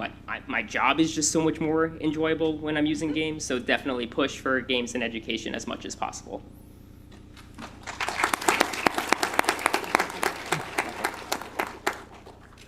Also, I want to thank my teacher, Harold, and the video game circle. Thank you.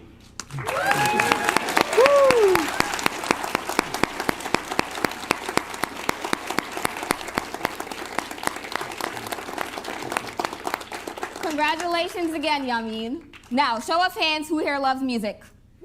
Yeah, I know I sure do, and I especially love music in games. Here to present the Tin Pan Alley Award for Best Music in a Game is Stephen Totilo. Totilo? Totillo. Totillo! Stephen Totillo from Axiom. My man, Stephen Totillo. Hi, thank you. Everybody here, I think, knows that video game music is essential, unless you are one of those heathens who turns the music down so that you can listen to a podcast while you play. I may or may not have written an article for Kotaku 10 years ago confessing that I did just that, and I may or may not have received many angry messages from video game composers about that article. But you'll see from the games that we're honoring tonight, there are basically two types of games that celebrate and showcase music in amazing ways. We have games that are adventures, where the music accentuates the emotions that you feel as you play, the feelings of happiness or nervousness or even sadness. Other games are from that great lineage of Beatmania, DDR, Guitar Hero, Elite Beat Agents, and other great rhythm games. These are games where the music literally makes you move, makes your fingers hit the buttons, move the mouse, in ways that just make the game all the more fun. So the nominees are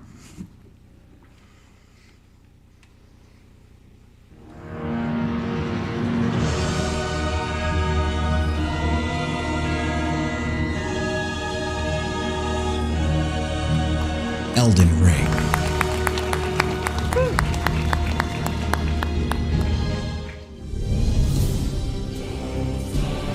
God of War Ragnarok,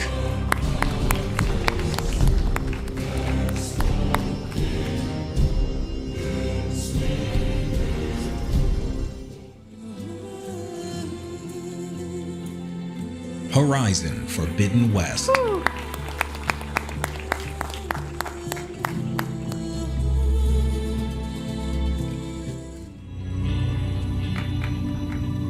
Metal Hellsinger,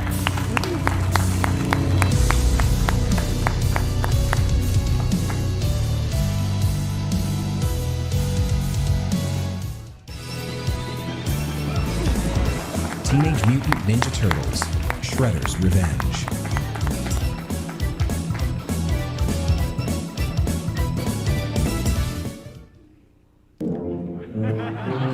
Trombone Champ,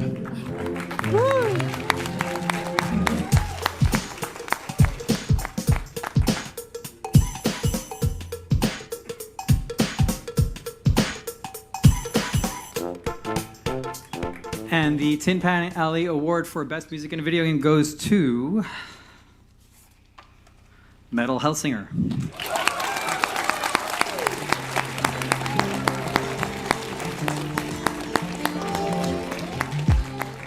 Hello, we're Niklas and Avira, also known as Two Feathers, and we're the composers for Metal Hellsinger.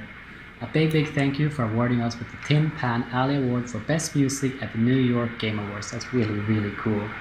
Thank you to the New York Video Game Critics Circle and for all the hard work you do for homie students as well. Thank you to all the people who play the game and send love our way for the soundtrack. We're really thankful for all of it. So yeah, again, thank you so much. Yeah, thank you very much. Bye. Bye.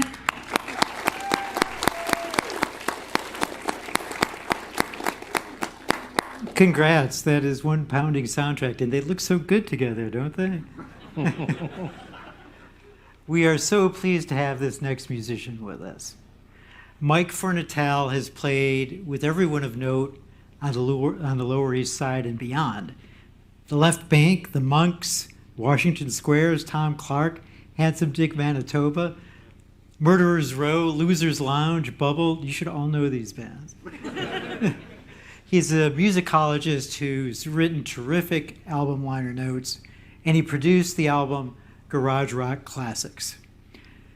here to play two really cool songs, one of which will make me cry, and one for Phil Spencer that you probably know well, is Mike Fertital. Mike, come on up. Come on up, Mike.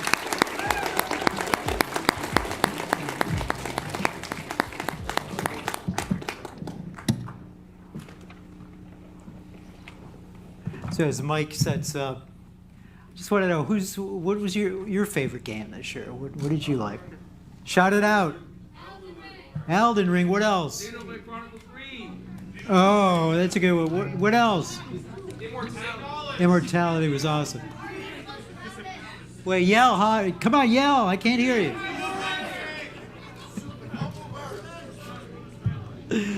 Oh, someone said Melee. Come on, man. That's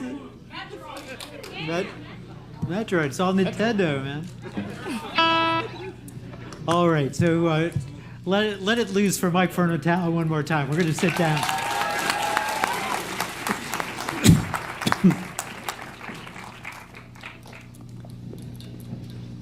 So 13 years ago, I got a message from a band that was reforming, who had last played together in 1960s. And they weren't going to have their lead singer, so they asked me to sing for them. So Harold thought that it would be great if I came here and played this song that none of you know, that was recorded before any of your parents were born. So he said they'll love it. So you wouldn't want to disappoint Harold. This is a song by the Left Bank.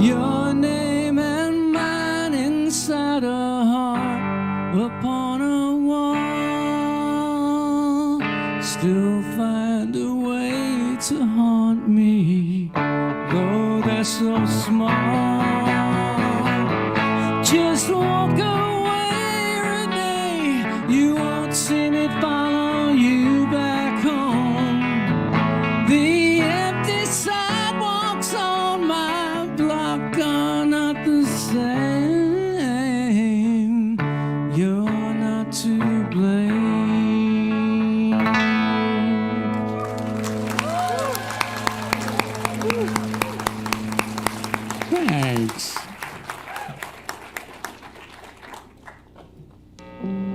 All right, you might know this one.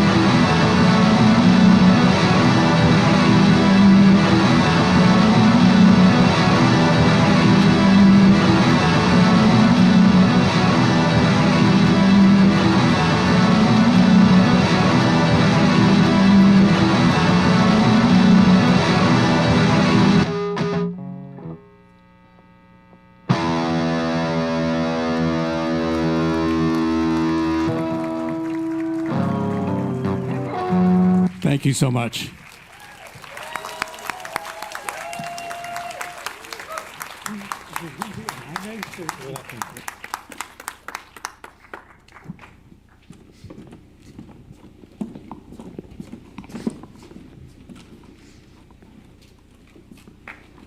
Mike, thank you so much, man. You rock as always. And now for our Andrew Yoon Legend Award. Andrew was an early Circle member who was not only a journalist, he was making a card game called Divorce the Game, which eventually came out. But then Andrew died tragically in a swimming accident. So we miss him, and we named our Legend Award after Andrew. Reggie, let's begin. So it's time now to honor an incredible person who has done and continues to do so much for the games industry. My friend, Phil Spencer. I really got to know Phil as he stepped into the leadership role for Xbox in 2014. And whether it was at industry events or trade association meetings, we found ourselves talking about the challenges the industry faced and how our respective companies thought about addressing these issues. And we talked about the importance of culture in organizations and the power of having a range of different perspectives to solve complex problems. Over time, the conversations became more personal, about family and future aspirations. Throughout this time, Phil has been a champion. Yes, a champion for great games, experiences, and communities, but also a champion for bringing games to more people across the world and bringing positive change to the broad gaming industry. Here's more about our Andrew Yoon Legend Award winner, Phil Spencer, including 2 previous Legend winners. As an industry, we are most powerful when we come together, united by our common love for the art form of games.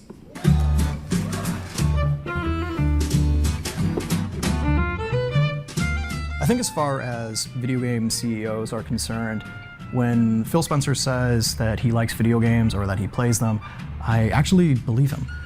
What is there to say about Phil Spencer? He's the ultimate start from the bottom, now we're here story. Goes to Microsoft in 1988 as an intern, working on things like Encarta. Remember CD-ROMs? Yeah, those used to be a thing. Phil Spencer has spent almost 35 years working at Microsoft on products as varied as Encarta and Phantom Dust. But of course, it's over the past decade or so that he has truly made his influence felt across the entire game industry. What I appreciate about Phil Spencer is that he thinks like a gamer. If something isn't up to expectations, he's willing to admit it and do what he can to make things right. One thing I really like about Phil Spencer now that I'm learning more and more as a student is that when you get into the industry, you very quickly learn that a lot of the big wigs, as I would say, don't really play games. But Phil Spencer, he knows what he's talking about.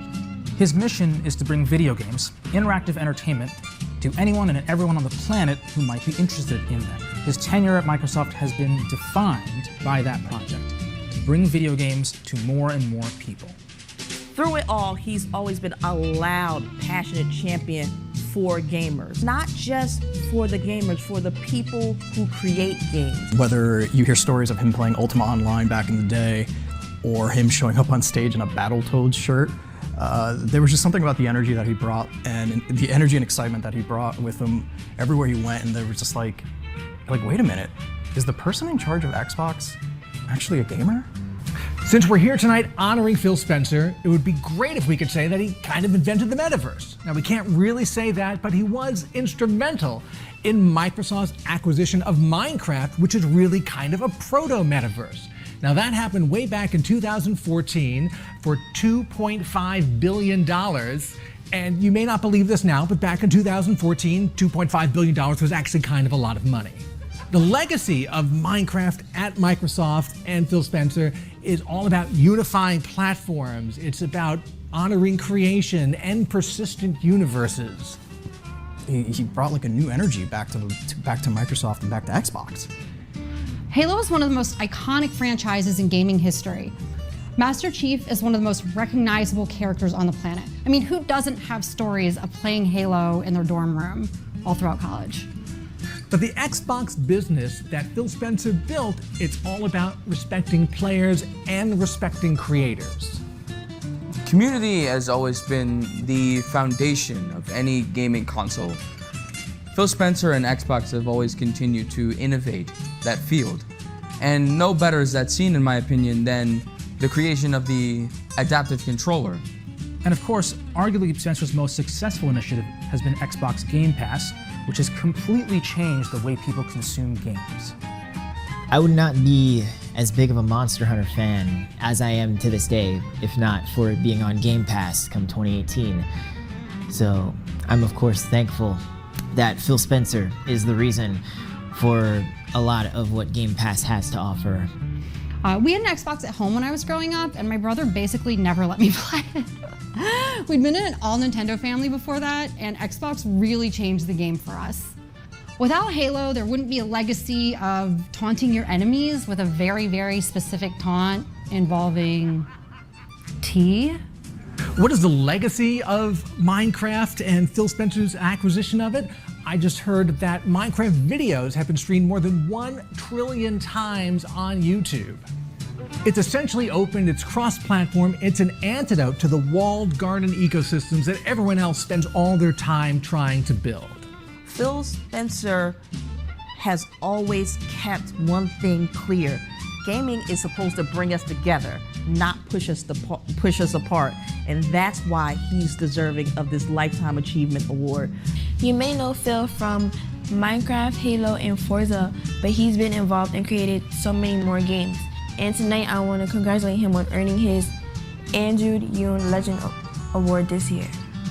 Combined, these programs have reduced Microsoft's reliance on selling boxes that cost hundreds of dollars just so people can play games, and they've reduced people's barrier to entry in order to get into video games. Phil, I went down this awesome rabbit hole when researching your early life, and I found that you grew up in a really small town called Ridgefield, Washington, and you played soccer there and were Sputter, which is kind of the character of all things sports in Ridgefield. And I also noticed that Sputter character is a lot like Sal Sputter in Cuphead, so I just wondered if someone from the Cuphead team was actually growing up in Ridgefield or it was a coincidence. But I wondered if it was that small town essence that led you to stay so long at Microsoft. Maybe it was a loyalty that maybe you only get in small towns these days. Congratulations, Phil. It is great to see you being honored in this well-deserved way with this award. I've worked in the same circles as Phil for roughly 20 years, and in that time I can tell you he has always been a man of his word, a very outstanding character, and someone who believes deep down in doing what's right for games and gamers and developers all around the world. So I want to say thank you to Phil for all your years of hard work and support. And I want to tell you one little story. I once tweeted about Judas Priest. Well, I many times have tweeted about Judas Priest, but once I did it, and within seconds, Phil Spencer replied with another reference to Judas Priest. And so what that tells you is, first of all, Phil Spencer is following me on Twitter. And secondly, Phil Spencer is an unapologetic metalhead, which is all you need to know about him. Trustworthy to the core. So with that being said, congratulations, Phil. Hi, Todd Howard here at Bethesda Game Studios. I want to congratulate you, Phil, on the Andrew Yoon Legend Award. So well deserved for all you do and all you've done for the billions of gamers around the world and those of us who create the games. So it's really not just a congratulations on behalf of everybody in the industry. It's a thank you. Thank you so much for all you've done for us, Phil, and I know there are bigger and better things ahead for you and Xbox, and I can't wait to see them, and more importantly, play them. Congratulations on the Legend Award, Phil. So thank you, Phil, for 30 plus years at Microsoft, always thinking about the next big thing, and congratulations on your award. Congratulations, Phil Spencer, on earning this Legend Award. I'm more than happy to say congratulations to Phil Spencer for winning the Legend Award. You full well deserve it. Phil, congratulations on receiving the Andrew Yoon Legend Award. Thank you. But I think also there is a trend with our Legend Awards. Certainly, like Reggie, there's an empathy you have. You talk a lot about joy in games and wanting the consumer to have pure fun while playing. So I think that all goes back maybe to that small town feeling, that you have an empathy in you, like Reggie does, like some of our other Legend Awards winners have. So perhaps that's part of the reason, in addition to being a smart businessman, is why you have thrived at Microsoft. Whatever the case, it's been decades, and there have been so many games, as our interns have pointed out, and our members have pointed out. So I just wanted to say, Phil, congratulations on getting our Andrew Yoon Legend Award. Enjoy it, and enjoy your continued tenure at Microsoft.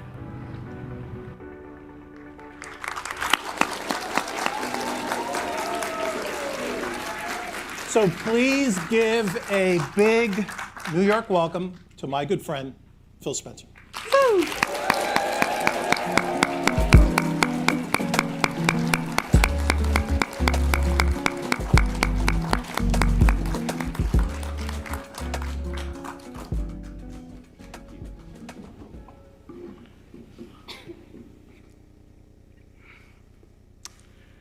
Thank you. This award is particularly meaningful given the awesome history of previous recipients, many of whom have been sources of inspiration, feedback, camaraderie along the journey of my career. I know I speak on behalf of all of us when I say that the 2021 and 2022 recipients of the Andrew Yoon Legend Award have given us so much joy over our lifetimes, and certainly their work sustained us all through the pandemic. I feel sad that we weren't able to celebrate in the room together, so please join me now in finally celebrating them in person, us here in person, Hideo Kojima, Jerry Lawson, Brenda and John Romero, and Tim Schafer.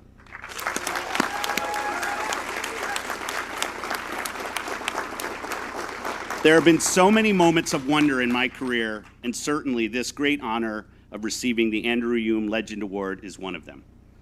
My sincere thank you to the New York Critics Circle, to my team, my family, and all of you. And most of all, every single player around the world who has found joy in what all of us here do, building worlds for others to discover and delight in.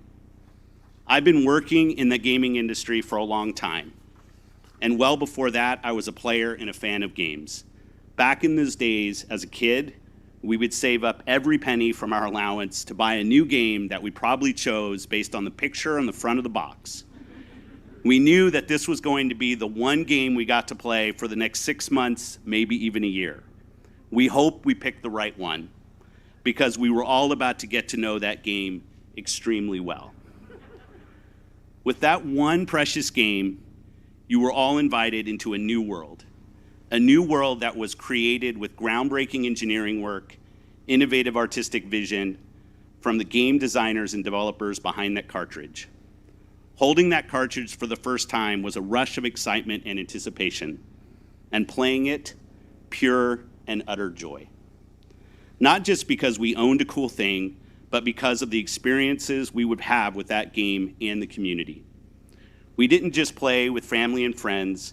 We talked about it, obsessed over it, we laughed about it, and sometimes cried over it, reliving our best and worst moments together. Gaming was and is about this very echo effect of joy.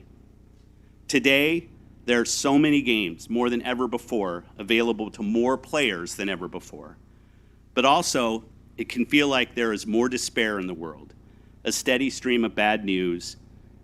With the ongoing leapfrogging from crisis to crisis, it feels to me that that joy I experienced as a child has become much more elusive for us, for all to find.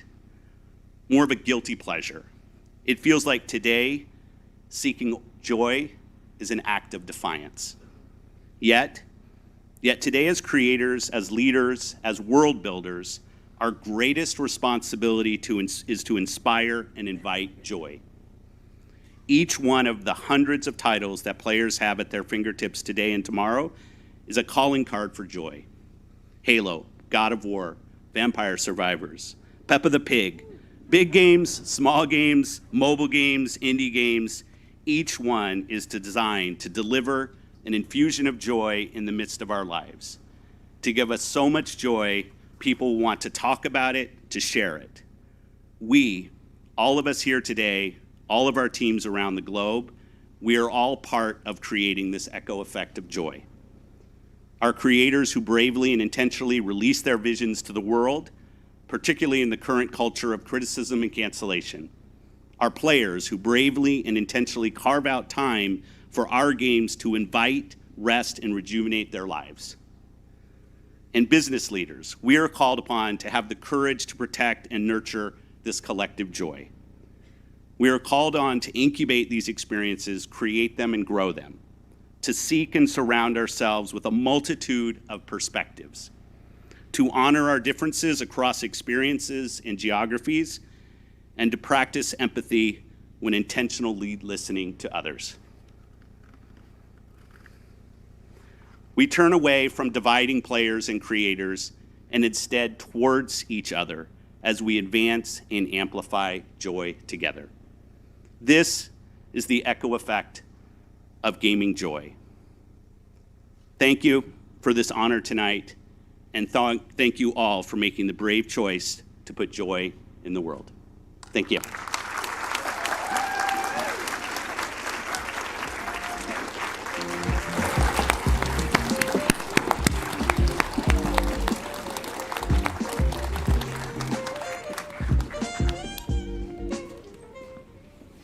Thank you again, Phil. Such a cool man, and I'm so happy to have you here on this stage with us. I know everybody is truly honored to be in your presence, and if anybody deserves this Legend Award this year, it is you. So congrats again.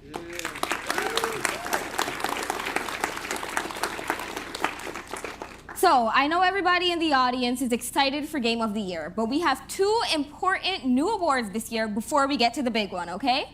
All of our awards have New York-centric names. So we have Chumley's, which was a hidden speakeasy in the Village.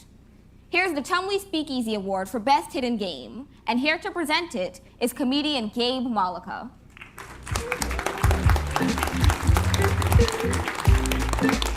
Gabe is actually Gabe's one-man play solo is a New York Times critics pick and is now running at the Soho Playhouse. Please give it up again for Gabe Malika. Hey everybody, how we doing? We're good? Hell yeah. First of all, Reggie, if you need a PS5, I got a guy. I got a PS5. I need an Xbox. You need an Xbox? Okay. And I know a guy. That's good. My guy's in Suffolk County outside of Chili's, but if you got cash and a Mad Catz controller, he can hook you up. Thank you for having me. I'm doing a show off Broadway right now called Solo. It's a show about not having any friends. So they're like, you want to come to Video Game Awards? I was like, these are my people. I'm happy to be here. Most of the show is about how I play Discord every night with my buddies, and I don't know anything about them.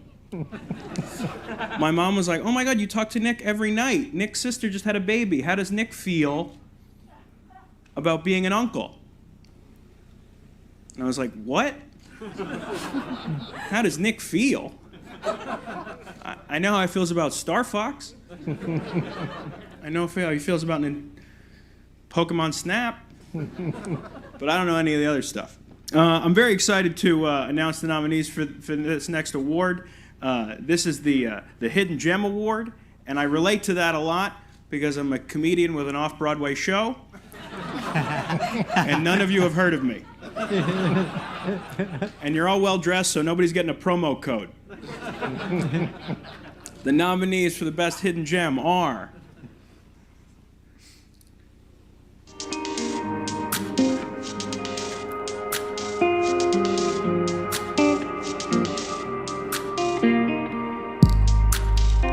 A Memoir Blue.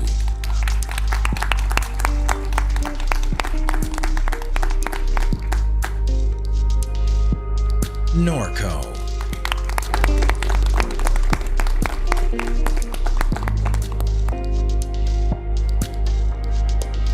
Patrick's Parabox.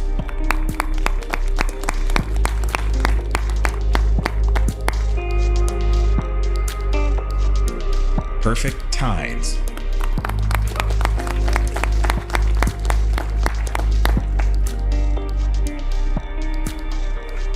Signalis.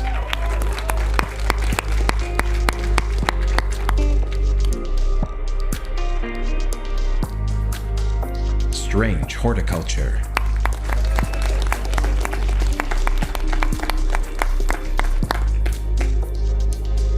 The Case of the Golden Idol.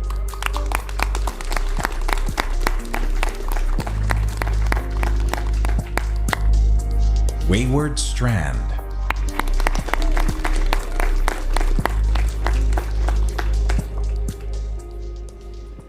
And the winner is La La Land. No, I'm just kidding. It's Signalis.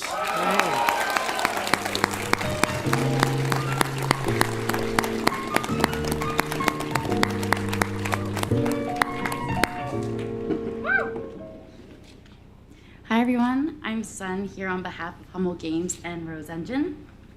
The Rose Engine team were a bit shy to accept the award themselves, so here's their message. Thank you so much for the award. We are deeply honored and humbled that Signalis has struck a chord with so many people.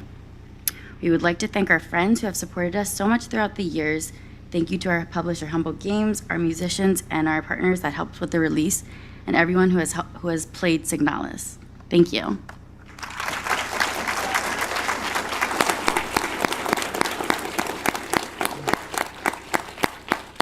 Thanks, Son. There's so, when we announced the nominees for that award, there's just an outpouring of yeah, Signalis on Twitter. So it was, I guess it was fate. We haven't done a downloadable content award before, but those wonderful add-ons are often deep and compelling as the original game. So now here's our new award, the NYC GWB Award for Best DLC. It is presented by a man who's been blocked on Twitter by anyone who's anybody, Matt Nagrin from The Daily Show. He's also known as the Goose. Nobody remembers me without the goose costume, I guess. I'm here to present Best DLC because I am such a fan of DLC. Not just in gaming, but the DLC that exists in the world all around us. When you think about it, a DLC is a room in your house that you didn't know was there. It's a friend of a friend who sometimes is better than the original friend. It's finding out you have a 3-day weekend because of Martin Luther King. It's a second term for a president you don't hate. It's Puerto Rico. And it's the 100% completion achievement, but for video game developers. That's why I'm such a big fan of DLC. Downloadable content. Should probably just be called DC. But why is that extra L in there? That's DLC, baby. The nominees for Best DLC are...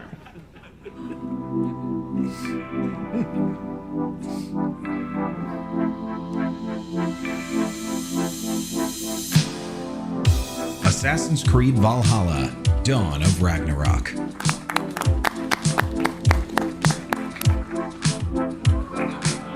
Bug Snacks, The Isle of Big Snacks.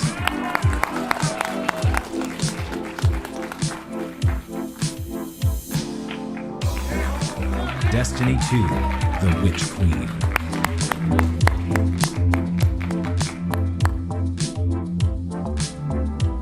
Microsoft Flight Simulator, Top Gun Maverick DLC.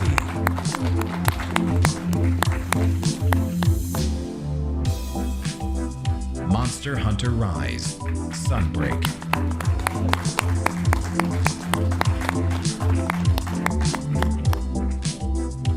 Assassin's Creed Valhalla, Tombs of the Fallen.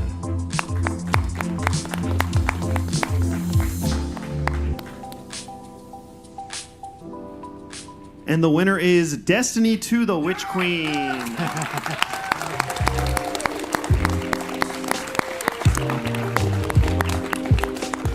Hey all, my name is Blake Battle and I'm the project lead for Destiny 2: The Witch Queen. It is an honor to accept this award on behalf of the teams at Bungie, and we really wish we could be there with you tonight. As a lover of pizza, I feel incomplete that I've never been to the birthplace of the world's definitive slice. Like New York's pizza, Destiny 2 has become the world's definitive FPS action MMO.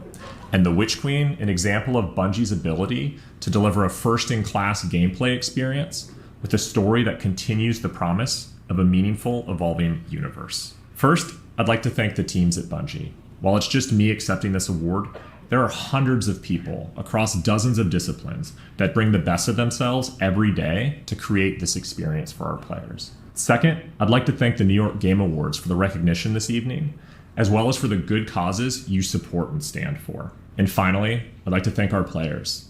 The soul of Destiny is in the communities that you build around it. And your love of the game is what inspires us to bring more of it to you every year. We are not going anywhere, and we plan to inspire generations of Guardians to come. And do not forget, in a little over 1 month from today, on February 28th, Destiny 2 Lightfall, the penultimate chapter in the Light and Darkness saga, goes live. With humanity's backs against the wall, it is definitely one of our most exciting rides yet. It's a great time to return to Destiny or pick it up for the first time. We'll see you Starside Guardians. Thank you.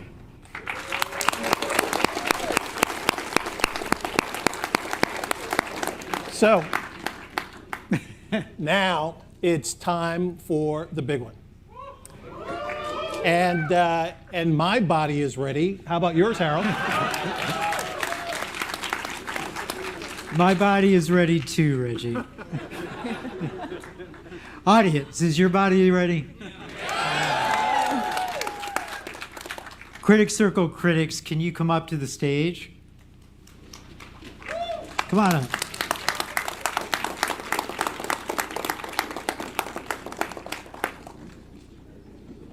So it's tradition for the newest member of the circle to present the Big Apple Award for Game of the Year. So here's Adam Siddiqui from Gaming Access Weekly and IGN. Adam, there you are. When you're ready, can you please do the honors? Hello everyone. The stand among legends is quite nervous. But the Game of the Year is one of the most prestigious honors that a game can achieve. And while each one of these games deserve that award, there can only be one. It's unfortunate, but it is the truth. And the nominations are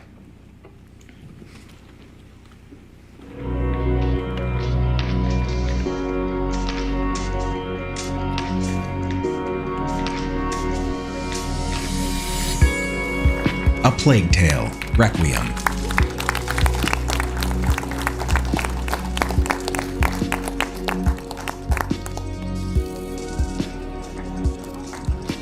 Cult of the Lamb.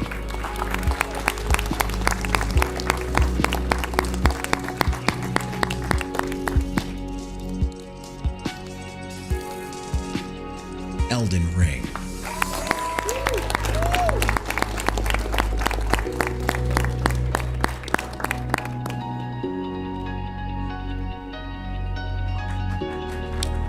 God of War: Ragnarok.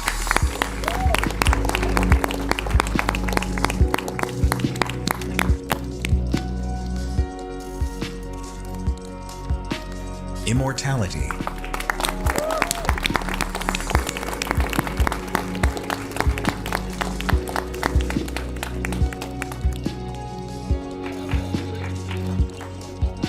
Pentiment.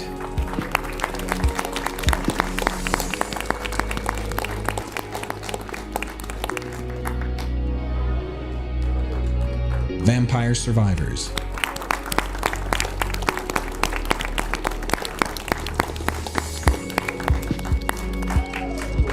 Xenoblade Chronicles 3.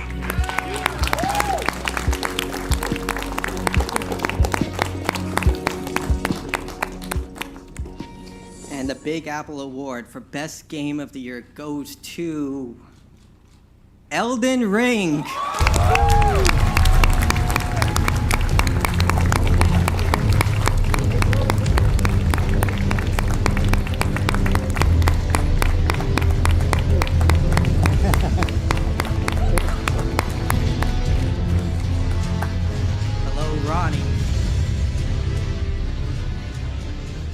Hi again. This is amazing. Amazing. Thank you so much to the New York Video Game Critics Circle for the 2023 Big Apple Game of the Year Award. We want to dedicate this to our very talented friends at From Software, as well as our colleagues at Bandai Namco. It's an honor to receive this prestigious award, and from an organization that not only recognizes the best in our medium, but helps move it forward, mentoring young students, some of whom might be standing up here someday, accepting this very same award. So thank you, Harold. Thank you, New York Game Awards, for your efforts.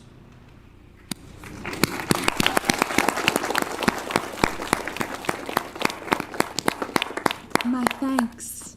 Finally, all the pieces are in place.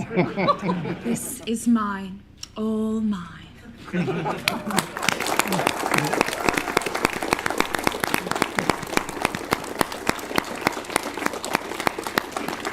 So that's about it, just about a wrap. Congratulations to all of the winners and nominees.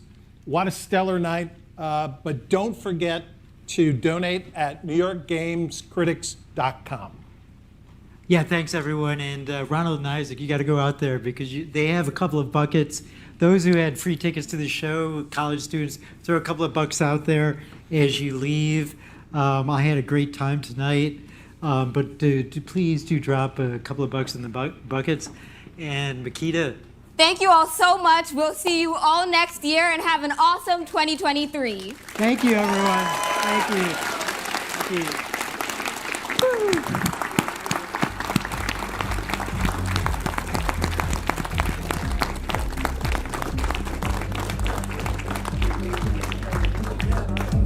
So those of you who have tickets to the after party, you can head out there now. Those of you who don't, thank you for coming to the show.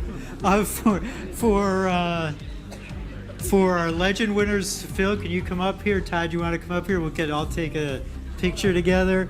And also, if you're a nominee, after Phil and Reggie and Makita and Todd and I take a picture, if you're a nominee, come up and it'd be great to get your picture as well. Good. So take a picture with these guys? Yes. Great. Awards that weren't accepted into the agreement? Yeah, can you put them in my piece of luggage? It's a big piece of luggage. The only good thing. Thanks, sure.